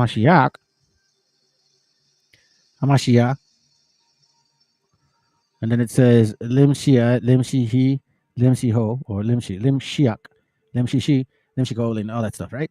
Then it says here on the bottom, Messiah, then Messiach, then Messiah, and then it says Messiah, and then this gets interesting because check this out, MESHIACHA, like the name of the channel, and then it says Meshihi, then Meshiach, and MESHIACHA, or MESHIACHA, right? Or MESHIACHA, or MESHICHO, or Meshichi, or Mexico. I told you guys that Mexico is in the Bible. Okay, Mexico, and that's technically the way it was pronounced here in this land of ours. In case you guys don't know this, let's see if I could pull up the link. MESHIACHA, by the way, before I forget, because that's the name of the channel here, it's actually here. Concordance, MESHIACHA. It's not kidding. You're anointed. MESHIACHA. Again, Bible Hub. MESHIACHA. Psalms 89 talks about the anointed. It's time that you brothers start grabbing your heritage for what it really means. And stop being afraid. Because this is who you are. MESHIACHA. It's right there. 48.99. MESHIACHA, right? It's one way to pronounce it. You have another one here. You have 5 occurrences like where you have one here. It's all meaning anointed. And that's what it, again, Mexico, MESHIACHA, or Messiah, or like we saw it earlier, Mexico. It's right there. Mexico. Well, check this out. Just so you can see that even people that study Kabbalah stuff, they know what it means. Seriously. A Yasharel, al que busca estar directo con Dios. Esa es la respuesta. Más preguntas. Dime, Mónica. Ya voy a mí. Todo el mundo tendrá derecho. Dime. Gracias. Buenas tardes. Buenas tardes. ¿Qué relación existe entre el Mashiach y México? ¿Y México? Pues, para empezar, el nombre de México no es México. El nombre de México era Mexica. Y Mexica no es otra cosa que Mesías. Así que hay una energía mesiánica en México. Fíjate, por eso cada vez que voy ahí yo tengo una vibración especial. Los mexicanos sois extraordinarios. Yeah. Throw that in there. So as we're tackling this subject here, let's continue and rice this down it. Check this out. We have Psalms chapter 2, verse 2. It says, the kings of the earth set themselves and the rulers take counsel together against the Lord and against his anointed. We're looking at anointed. Once again, I said that Mexico is in the Bible, and I proved it. Mexico is in the Bible. Messiah, Meshiach. Strong's H, 4899. Mashiach. Okay, Meshiach. MESHIACHA. That's what it says. MESHIACHA. Now, if we click on, I'm not sure if this is the one. Mashiach. Strong's H, 4886. Mashiach. Mashiach. Do not forget that pronunciation. I'm so glad I did that. This one is Strong's H, 4899. Mashiach. Mashiach. Mashiach. Hey, what's up, sis? Buenos dias, sis. Good to have you here. I know you're in another continent, so thank you for stepping by. You're going to like this. I'm proving that Mexico, Mashiach, or MESHIACHA is in there. It's who we are. It's us. We're the anointed.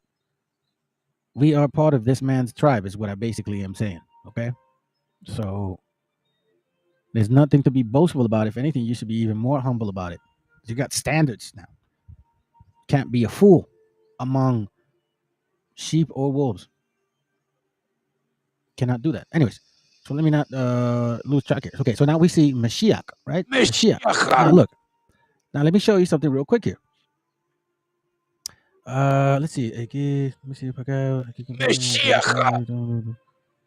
Oh, okay. Hold on a second. I thought it was in there, man. What the hell? See, this is what I don't like, man. All right, let me see if I have it. It's gonna suck, but I don't have it, bro. Because I wrote it down, but it doesn't mean I have it. Hold on, fam. Man, I done messed up on some shit. This is going to really bother me.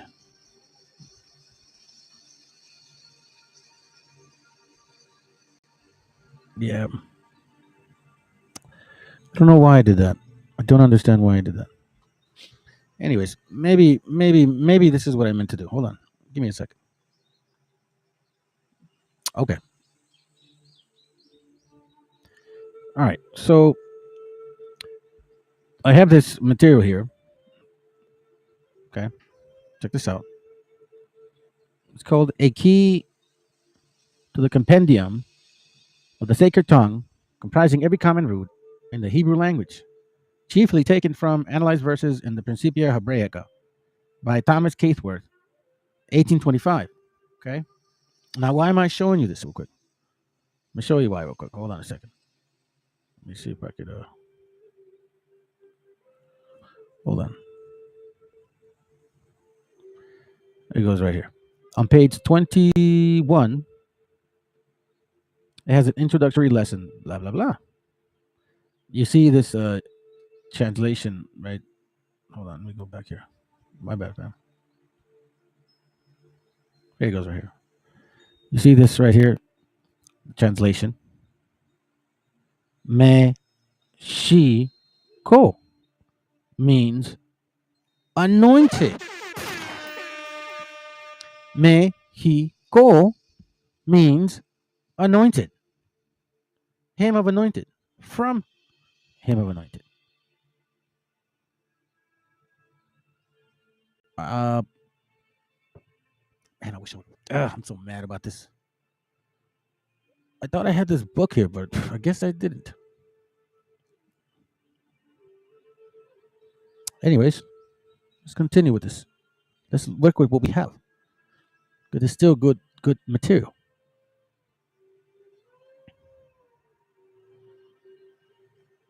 I'm gonna go here. The Coming Mexico by Joseph King, Goodrich, 1913. Okay. Let's go here. Just real quick. Proving some points.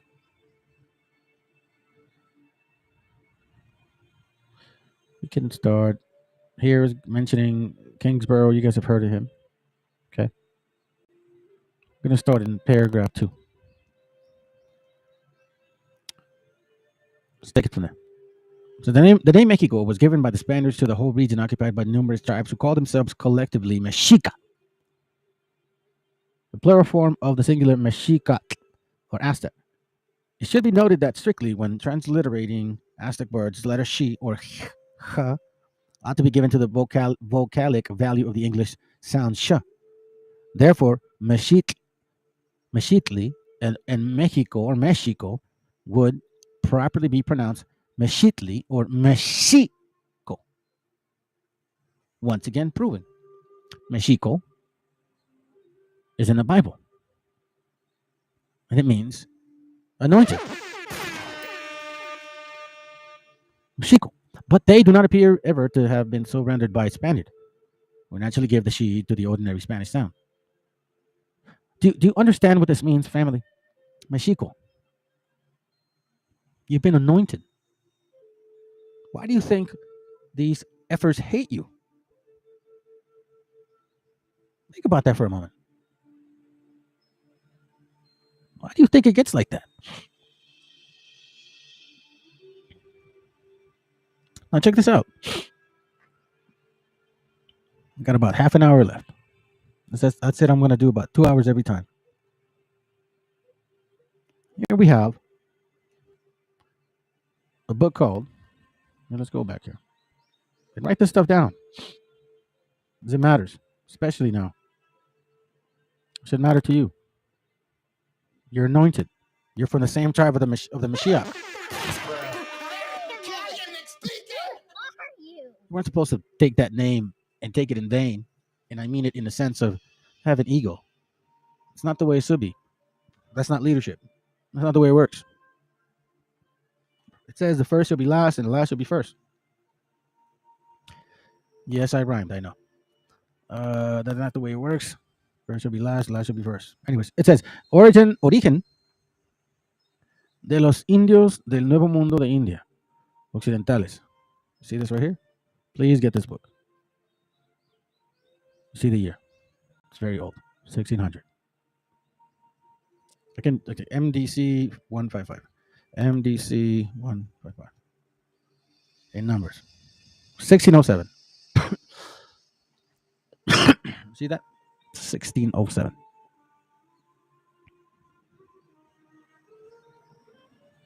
Let's go to page 298.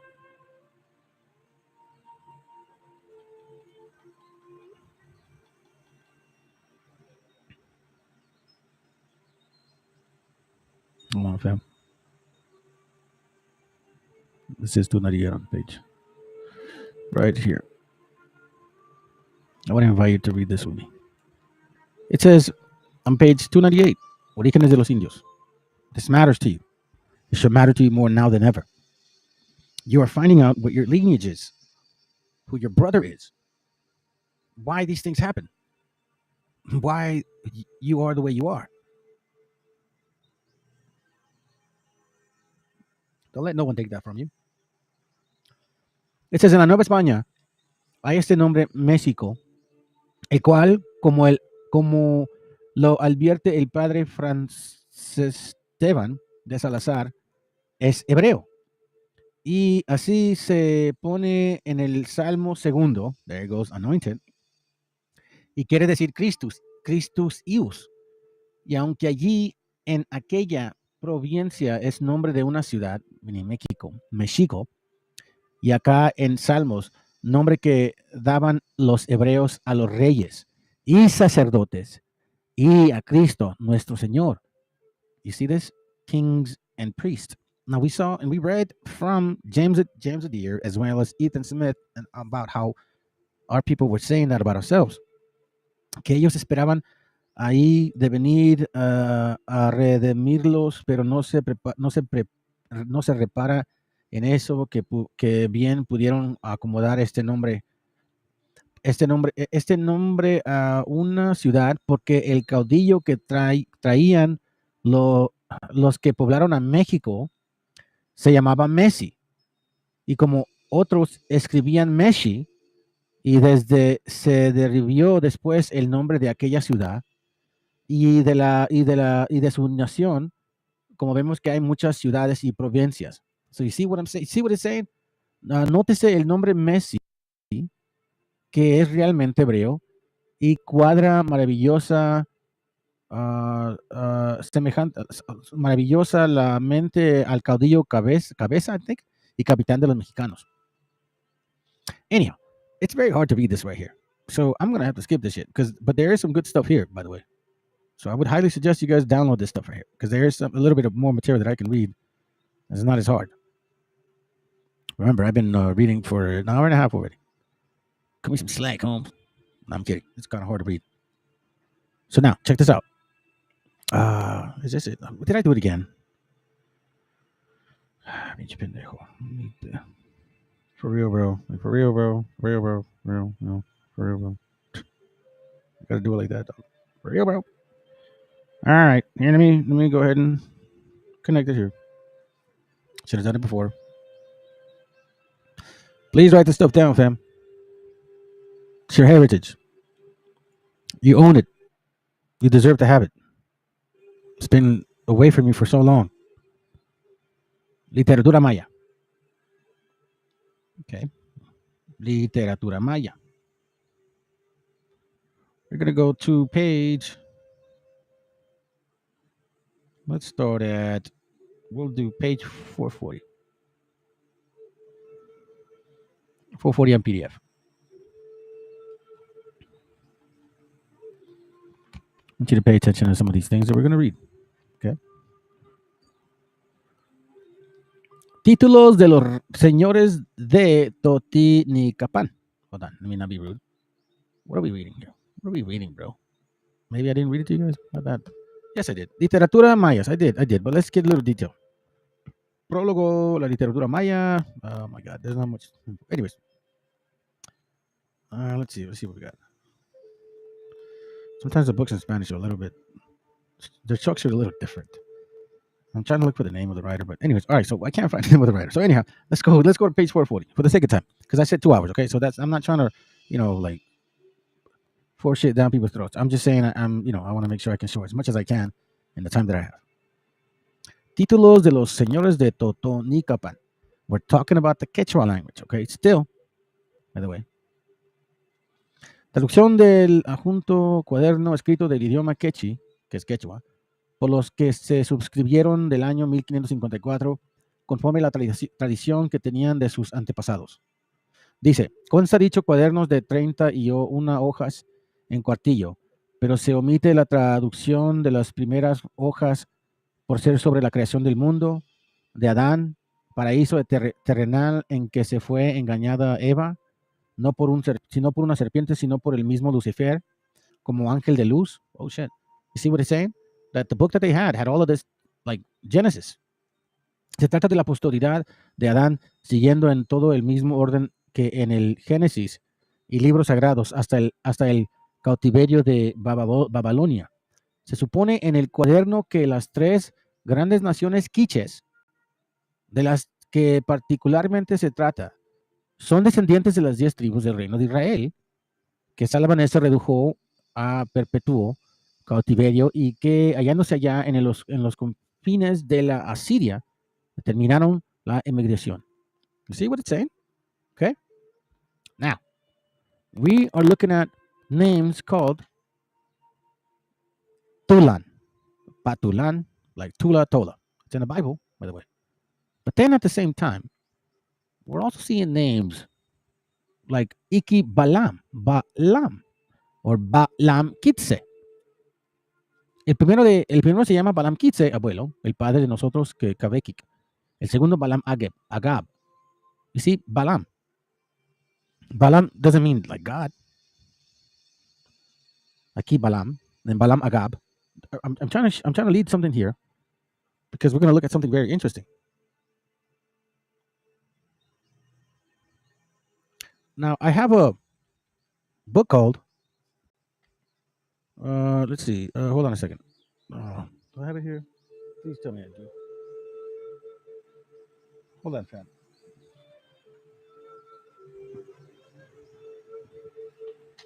Hold on a second. No. I cannot do that right now. Give me a second. Hold on. Maybe I have a copy here already. Please tell me I do. Oh, no. Fucking shit. Is that?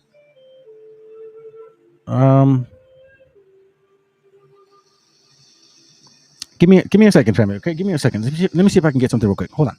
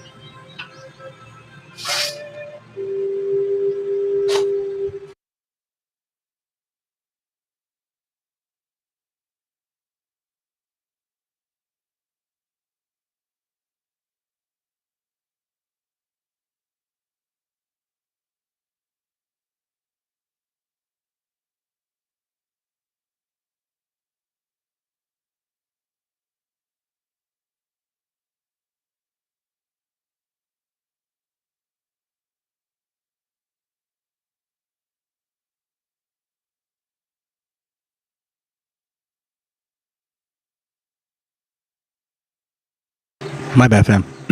Okay. All right. So, thank God I found it.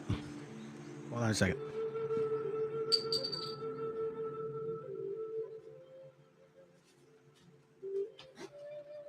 Book that I was looking for.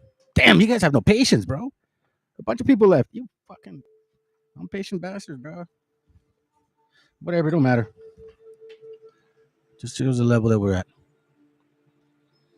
There's a book called The Nexus. Spoken language. The link between the Mayan and Semitic during pre-Columbian times. I'm trying to write that all in because I want to show you the book. Hopefully I can borrow it. I think the only thing you can do is borrow it. Let me see if I can. Yes, I can borrow it. All right, so check it. Check it. Okay, so here we go. I said that Rabbi was going to prove that Mexico's in the Bible and that Jacob, right, is the same, has the same pronunciation in Hebrew. So I have this book here. Like I have it. Like I have the actual physical book. Very good book. The Nexus Spoken Language, the link between the Mayan and Semitic during pre-Columbian times. Okay. Check this out. We're going to look up a word. Remember, I showed you earlier the variations of pronunciations. Patulam, Pashivan, which, by the way, I have a map that shows that name. It's in that area in the east. But more than anything is Balam. Balam. Balam. Balam. Okay? Check this out.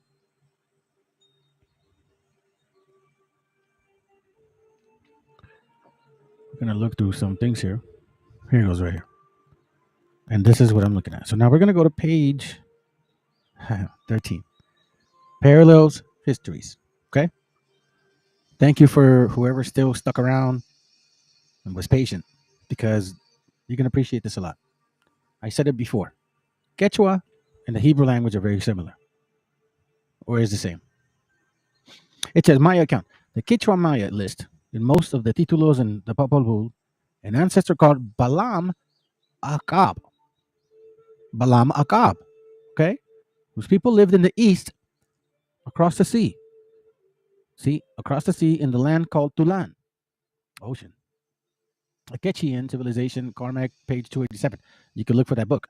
These ancestors, quote unquote, of the Quechua Maya were white, supposedly. Let's continue, because you know how it is. They claim to be a people of two lordships, one people. Two lordships, one people. Two tribes, two kingdoms, right? The north and south. It says here, the two lordships whose ancestors had come from a region of 7 caves. They listed these forefathers with the title Balaam, which appropriately in Hebrew meant lords. Baalim. Okay? So now, check this out. The Bible has it that the forefathers of the people of Israel and Judah, one people, two lordships, was a man called Jacob, or Jacob. Later name Israel. His name is based on the Hebrew prime root Akab, meaning supplant, because he was to supplant his elder Esau, brother Esau. Were you an Israelite of this time, you could have referred to him as Baal Jacob, Lord Jacob. If you're referring to his immediate family or his successors, you might have said Baalim, Jacob, or Jacob, Lord of Jacobs, or Lords of Jacob. To carry this idea a bit further, as you follow the common Hebrew practice of dropping the first vowel of name, Isaac, Abraham, Yatzak, or Akab, see, Jacob or Akab, you would have vocalized Baalam or Baalim Akab, which, as you can see, is the name of Maya forefather, patriarch of Popol Vuh fame, which is who? Baalam Akab. Now, Akab. Remember that pronunciation. Check this out. If we go to Concordance G2384. Listen to this. Strong's G 2384. Jacob. Jacob. So we know that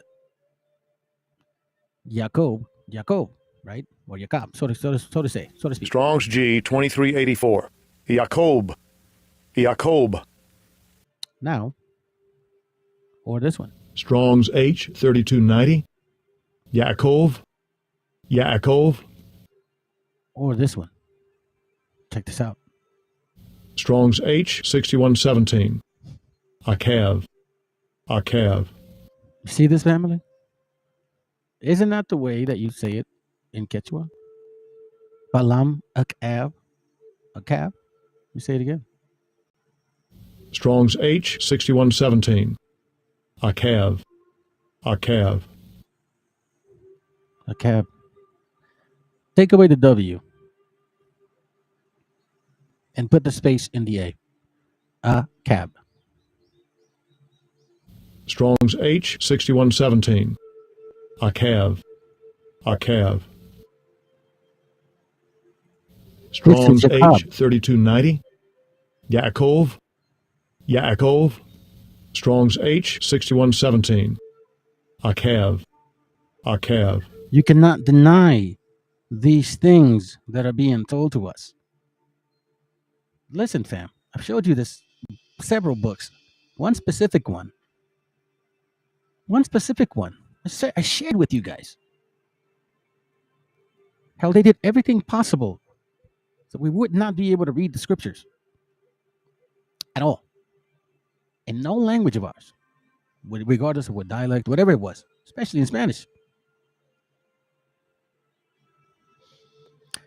I had more to say, but time's running out. I do want to say this, though. Ezekiel 37:15, the word of the Lord came unto me, saying, moreover, thou son of man, take thee one stick, and write upon it, for Judah and for the children of Israel, for his companion. Then take another stick, and write upon it for Joseph, the stick of Ephraim, and for all the house of Israel, for his companion. And join them one to another, one stick, and they shall become one in thine hand. This brother showed this picture, and I wanted to talk about this, but I don't have time. Where is it at? And I thought he made perfect sense. Let me see if you guys can see it.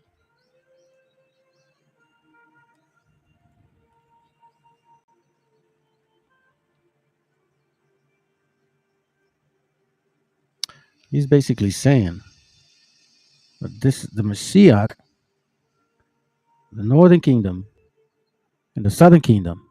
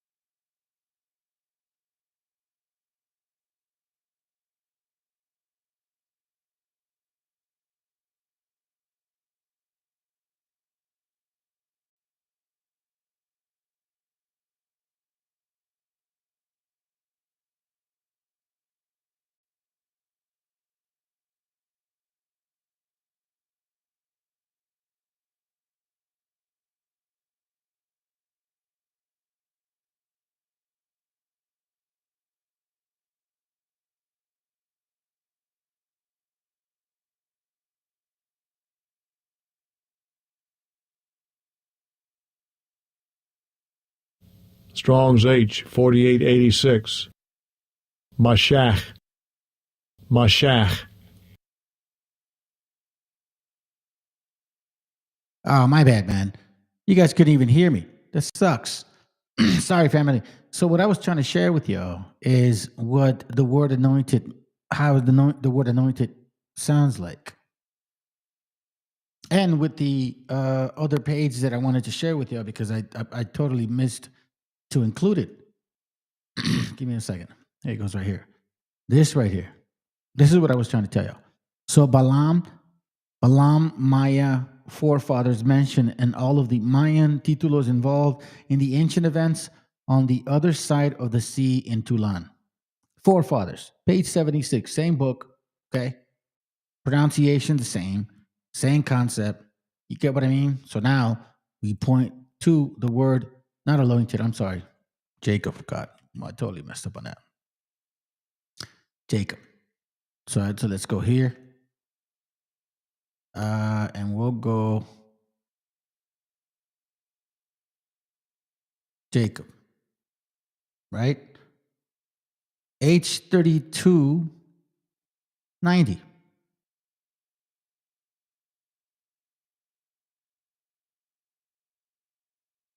Strong's H3290. Yaakov. Yaakov. Right? Yaakov. Hold on. Let's go to the root word. H6117. Strong's H6117. Akav. Akab. Akav. Akab. Akab. Akab. You see that? Akab. So, I don't know, man. You know, I point stuff out. Yeah, guys, decide. So it's not J. It's not J, though. See, that's the thing, brother. You see that you jumped on it. So let's remember what it's saying. The J is not in there. It's Iacob. So watch the pronunciation. Strong's H6117. Akav. Akav. Iacob, right? There's no Y. Just like the name of the Most High, there's no Y. I mean, technically, the way that it's pronounced, you would have to, but it's not necessarily like that. Yahweh. Yahweh. Like, for example, they used to pronounce it Yao. Like back in the day, Yao. Like there was no, like, it was almost like the I was silent. Again, nobody really knows how to pronounce his name, so none of us can sit here and say we fucking know his name. You know what I'm saying? But here we see that there is a very strong similarity in pronunciations of words between us and those people. Before anybody goes and jump and says some other dumb shit. So anyways, look, I'm going to share this with y'all, man. This is on a book that I have. I can't remember the title exactly, and I've shared this with y'all before, but it actually talks about the bullshit story of the Virgin Mary coming to us. In this very same book, it also says how the Spaniards didn't believe the what's his name? Juan Zurraga. Why? Check this out. Okay, I'll tell you why. This is on page 51. And then if you guys really need it, just ask me later. Los españoles no creyeron en lo que dijo Juan Diego respecto a la aparición, ni tampoco en lo que expresaba Juan Bernardino, porque para ellos los indios eran irracionales o judíos. Y se necesitó que el Papa Pablo III los sacara de su error por medio de su breve blah, blah, blah, blah. So basically, he's talking about these guys are Jews, and it's up to the Pope to get rid of this. Why? Because outside of the fact that they believe that the I was upside down and the N was upside down too, here's what they said to summarize it. He goes, y que la palabra judía se escribe indio y que con el transcurso del tiempo la U se volteó y convirtió en N y resulta indios. Y decían los conquistadores. This is in 15, like, you know, we're talking about 1520, 1505, okay? Los conquistadores, indio vuelto la N de arriba a abajo quiere decir judío. Y podemos azotar a los indios y exigirles todo el dinero que se pueda, porque son los hermanos prácticamente que crucificaron a Jesucristo. So these conquistadors at that time, they were willing to kill you because they said that you were the brethren that killed the Messiah, which is why they used to hang you by 13 at a time. Do you get what I'm saying? So if you really think about what they're actually talking about, yeah, there's no Y in this, by the way. So yeah, you're right. Y is not involved, or J. But the I is actually mentioned. Yao. It's like it's silent. And again, you can't really like sit back on it and say like you're going 100% guaranteed, bro, because like nobody understands that language either. You know what I'm saying? We can try to our best, but you know, again, it's all based on what we can reach, what confirms, and what makes sense. You know what I'm saying? All right. Anyways, so fam, I think this is all we got. Other than that, I didn't want to leave that out. I finished with the other section. So thank you very much. Appreciate y'all for being here. That we went what almost 3.5 hours. Wow, that's good. Hopefully it was edifying. I'm gonna play a couple songs and then we out. Thank you for checking in. Thank you for the support. Thank you for the verses you guys that posted. Hopefully we can make more time next time where I can read more. Outside of that, man, I pray that you guys do well all week. Hope your family.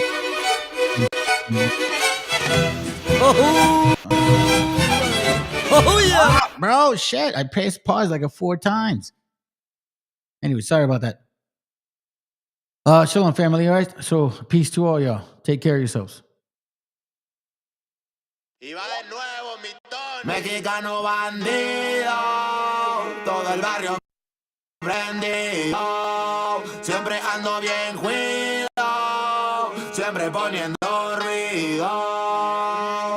Mexicanos al grito de guerra, yo defiendo mi tierra, no me dejo de nadie, yo cuido a los míos, mi raza se aferra. Soy mexicano, esa es mi bandera, yo la levanto por donde quiera, verde, blanco, rojo hasta que muera, el barrio prendido ya quemó afuera. Soy mexicano, esa es mi bandera, yo la levanto por donde quiera, verde, blanco, rojo hasta que muera, el barrio prendido ya quemó afuera. Me voy tendido, me voy empinando mi bote, un poco mareado por la bebida y el borlote, me tiene hasta la riata la gente con su mitote, pero me despreocupo, me pelan todo el garrote, me para la chota, ya es por mi apariencia, que hay tantos delitos, que hay tanta demencia, yo no cargo nada, no más mi presencia, pinche puerco joto, atente a las consecuencias, si no topa el poli en breve nos para en la calle, no puede salir uno conmigo porque ya hay detalle, no quiere que conteste, quiere que yo solo calle, quiere mi dinero pero que chinga su madre, a la dica este sistema nos quieren ver abajo, pero tumbar gente quien les dijo que es trabajo, puro chingar al indio, váyanse mucho al carajo, loco no me rajo, lo bueno porque se armó la alianza más pesada del país, todo el mundo ya conoce las rimas de estos MCs, pa' ponerme más feliz, unos paisas de hachís, mis paisas en el gabacho bien truchas con la polis, loco en Guanajuato con los ojos bien tumbados, de coto con el quesada, rifando por todos lados, atentos si prendo un blunt, en cabina cuando grabo, represento Nuevo León, junto a mi carnal el Davo, cuando voy pa' Jalisco el pasado está olvidado, con el perro de la C bien grifo, pedo y enfiestado, chécate mi banderón, unido como había soñado, bien bajado ese balón, compa lefty bien bajado, puro hip hop mexa, hasta que amanezca, pásenme un mezcal y que no se apague la yesca, ya saben que aquí andamos pilas pa' lo que se ofrezca, si escribo estas rimas es pa' que se enorgullezca. Verde marihuana, blanca cocaína, roja la sangre que escurre de una nueva herida. Yo salí de la ruina, nunca se me olvida. Con disciplina y respeto sigo en siempre la movida. Ando bien high, la vida es un freestyle. Disfruta lo que hay, vivo entre el bien y el mal, carnal. Crazy life todo el día, vienda live. Pinto tu barda con spray. lo que canto es real. Azules y rojas las sirenas que me persiguen. No suben pa' la virgen, salen todos cuando chifle. Mi barrio no lo pisen, que andamos todos grises. Maldito policía, no quiero que me revises. Prende la mota en Canala o en Hitter. Ando con mi flota y el dealer. Tenemos lo que se te ofrezca, tú nada más pide. Me dijo mi madre que de la envidia me cuide. Soy mexicano, esa es mi bandera. Yo la levanto por donde quiera. Verde, blanco, rojo hasta que muera. El barrio prendido ya quemó afuera. Soy mexicano, esa es mi bandera. Yo la levanto por donde quiera. Verde, blanco, rojo hasta que muera. El barrio prendido ya quemó afuera. Ya, ábranse cabrones, llegó el mexicano partiendo sin necesidad de palanca. Todos jugamos en la misma liga, yo soy titular, tú ves desde la banca. Disfruto cada cosa que me pasa, colaboro y mi carrera se levanta. El mismo cabrón que antes no tenía nada, se la pasa viajando y dice que canta. Por eso me caga enfermarme de la garganta. Pero aguanta, traigo mata natural y humo de planta. 2, 3 cabrones dando lata y yo haciendo más plata. De esto la vida se trata y pa' que sepas no es barata. MC da bolos desbarata con cada escalón que sube. Yo tuve la suerte de hacerme fama en YouTube. Hay 2, 3 raperos de antaño que me bajé de su nube. Los mandé pa' su casa y de premio hasta les pagué el Uber. Si alguien me tira es porque sabe bien que domino el negocio y quiere de mi parte. No quiero darlas de grande, pero si me tiras la neta me toca humillarte. Soy capitán, llevo el estandarte. Somos muy pocos los que hacemos arte. Este flow si es de Marte, tú dale like y comparte. México lindo y bandido, diario a Diosito le pido que me cuide a la familia si un día el cora ya no late. Estoy bendecido porque me cuidan los míos. Orgullosamente me exatamos locos de remate. Jaque mate, no hable de volar si viene gateando. La cosa por la frontera se pone violenta, no importa el rango. Toda la raza jalándole duro, si hay algo seguro es la muerte en donde ando. El sudor y la sangre en la frente, los de alzada controlando. Se roban la atención, ya saben quiénes son. Vatos locos con sazón como el de un corridón. No quiera tomarme el pelo si ando todo pelón. Levantando la bandera, viva México cabrón. Es el perrito de la C. La bandera con un águila, Simón, mi tierra es esta. Me vale si mi piel o si mi acento les molesta. Acá jalan horas extras, nunca duermen la siesta. Están los que van pa'l jale y los que la viven de fiesta. Otros que en el pintón se tatúan de corazón. 3 colores en el pecho, morirían por su nación. Aunque su puto gobierno los puso en la situación de no terminar la escuela y terminar en la prisión. ¡Viva México, ladrones! ¿Qué hubo, les presidente? Ya saben que por mí policías chinguen a 20. Y ahí están mis 20 pa' la cagua. Aguas, que es tierra caliente de Chiapas hasta Chihuahua. Wow, wow, wow, yipi-yo, yipi-yucas. Buenas, Montequín, Aguas, Tijuas y San Lucas. San Luis Potoyes, Mataulipas, La Puebluca. Dime si o no, loco, acá tienen lo que buscas. Soy mexicano, esa es mi bandera. Yo la levanto por donde quiera. Verde, blanco, rojo hasta que muera. El barrio prendido ya quemó afuera. Soy mexicano, esa es mi bandera. Yo la levanto por donde quiera. Verde, blanco, rojo hasta que muera. El barrio prendido ya quemó afuera. Puro hip hop mexa, perros, 2023. Ey yo, ey yo. Somos la santa carnal. Los machigones de la plaza. Oye, DJ Dundee que en los scratches. Desde alzada, mi perro. No saben quién soy o sí. Oye. Viva México, cabrones.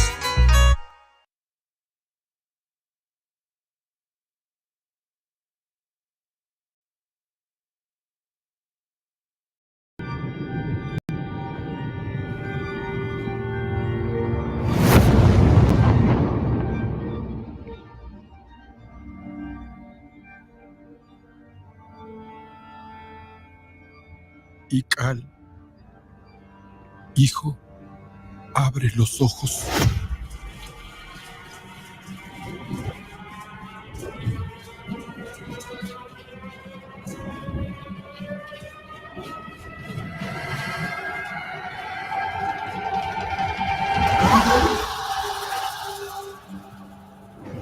Tu cuerpo se queda con nosotros, pero tu espíritu debe seguir.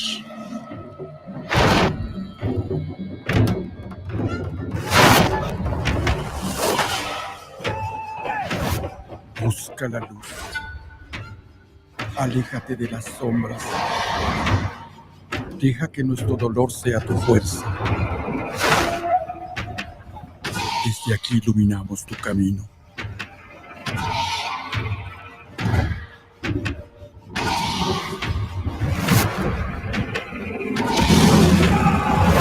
Lucha como nosotros ante esta pena tan grande.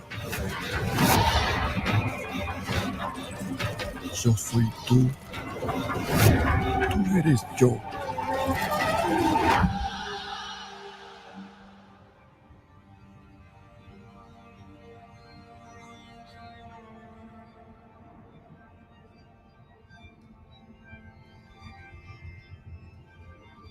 La muerte que hoy nos separa,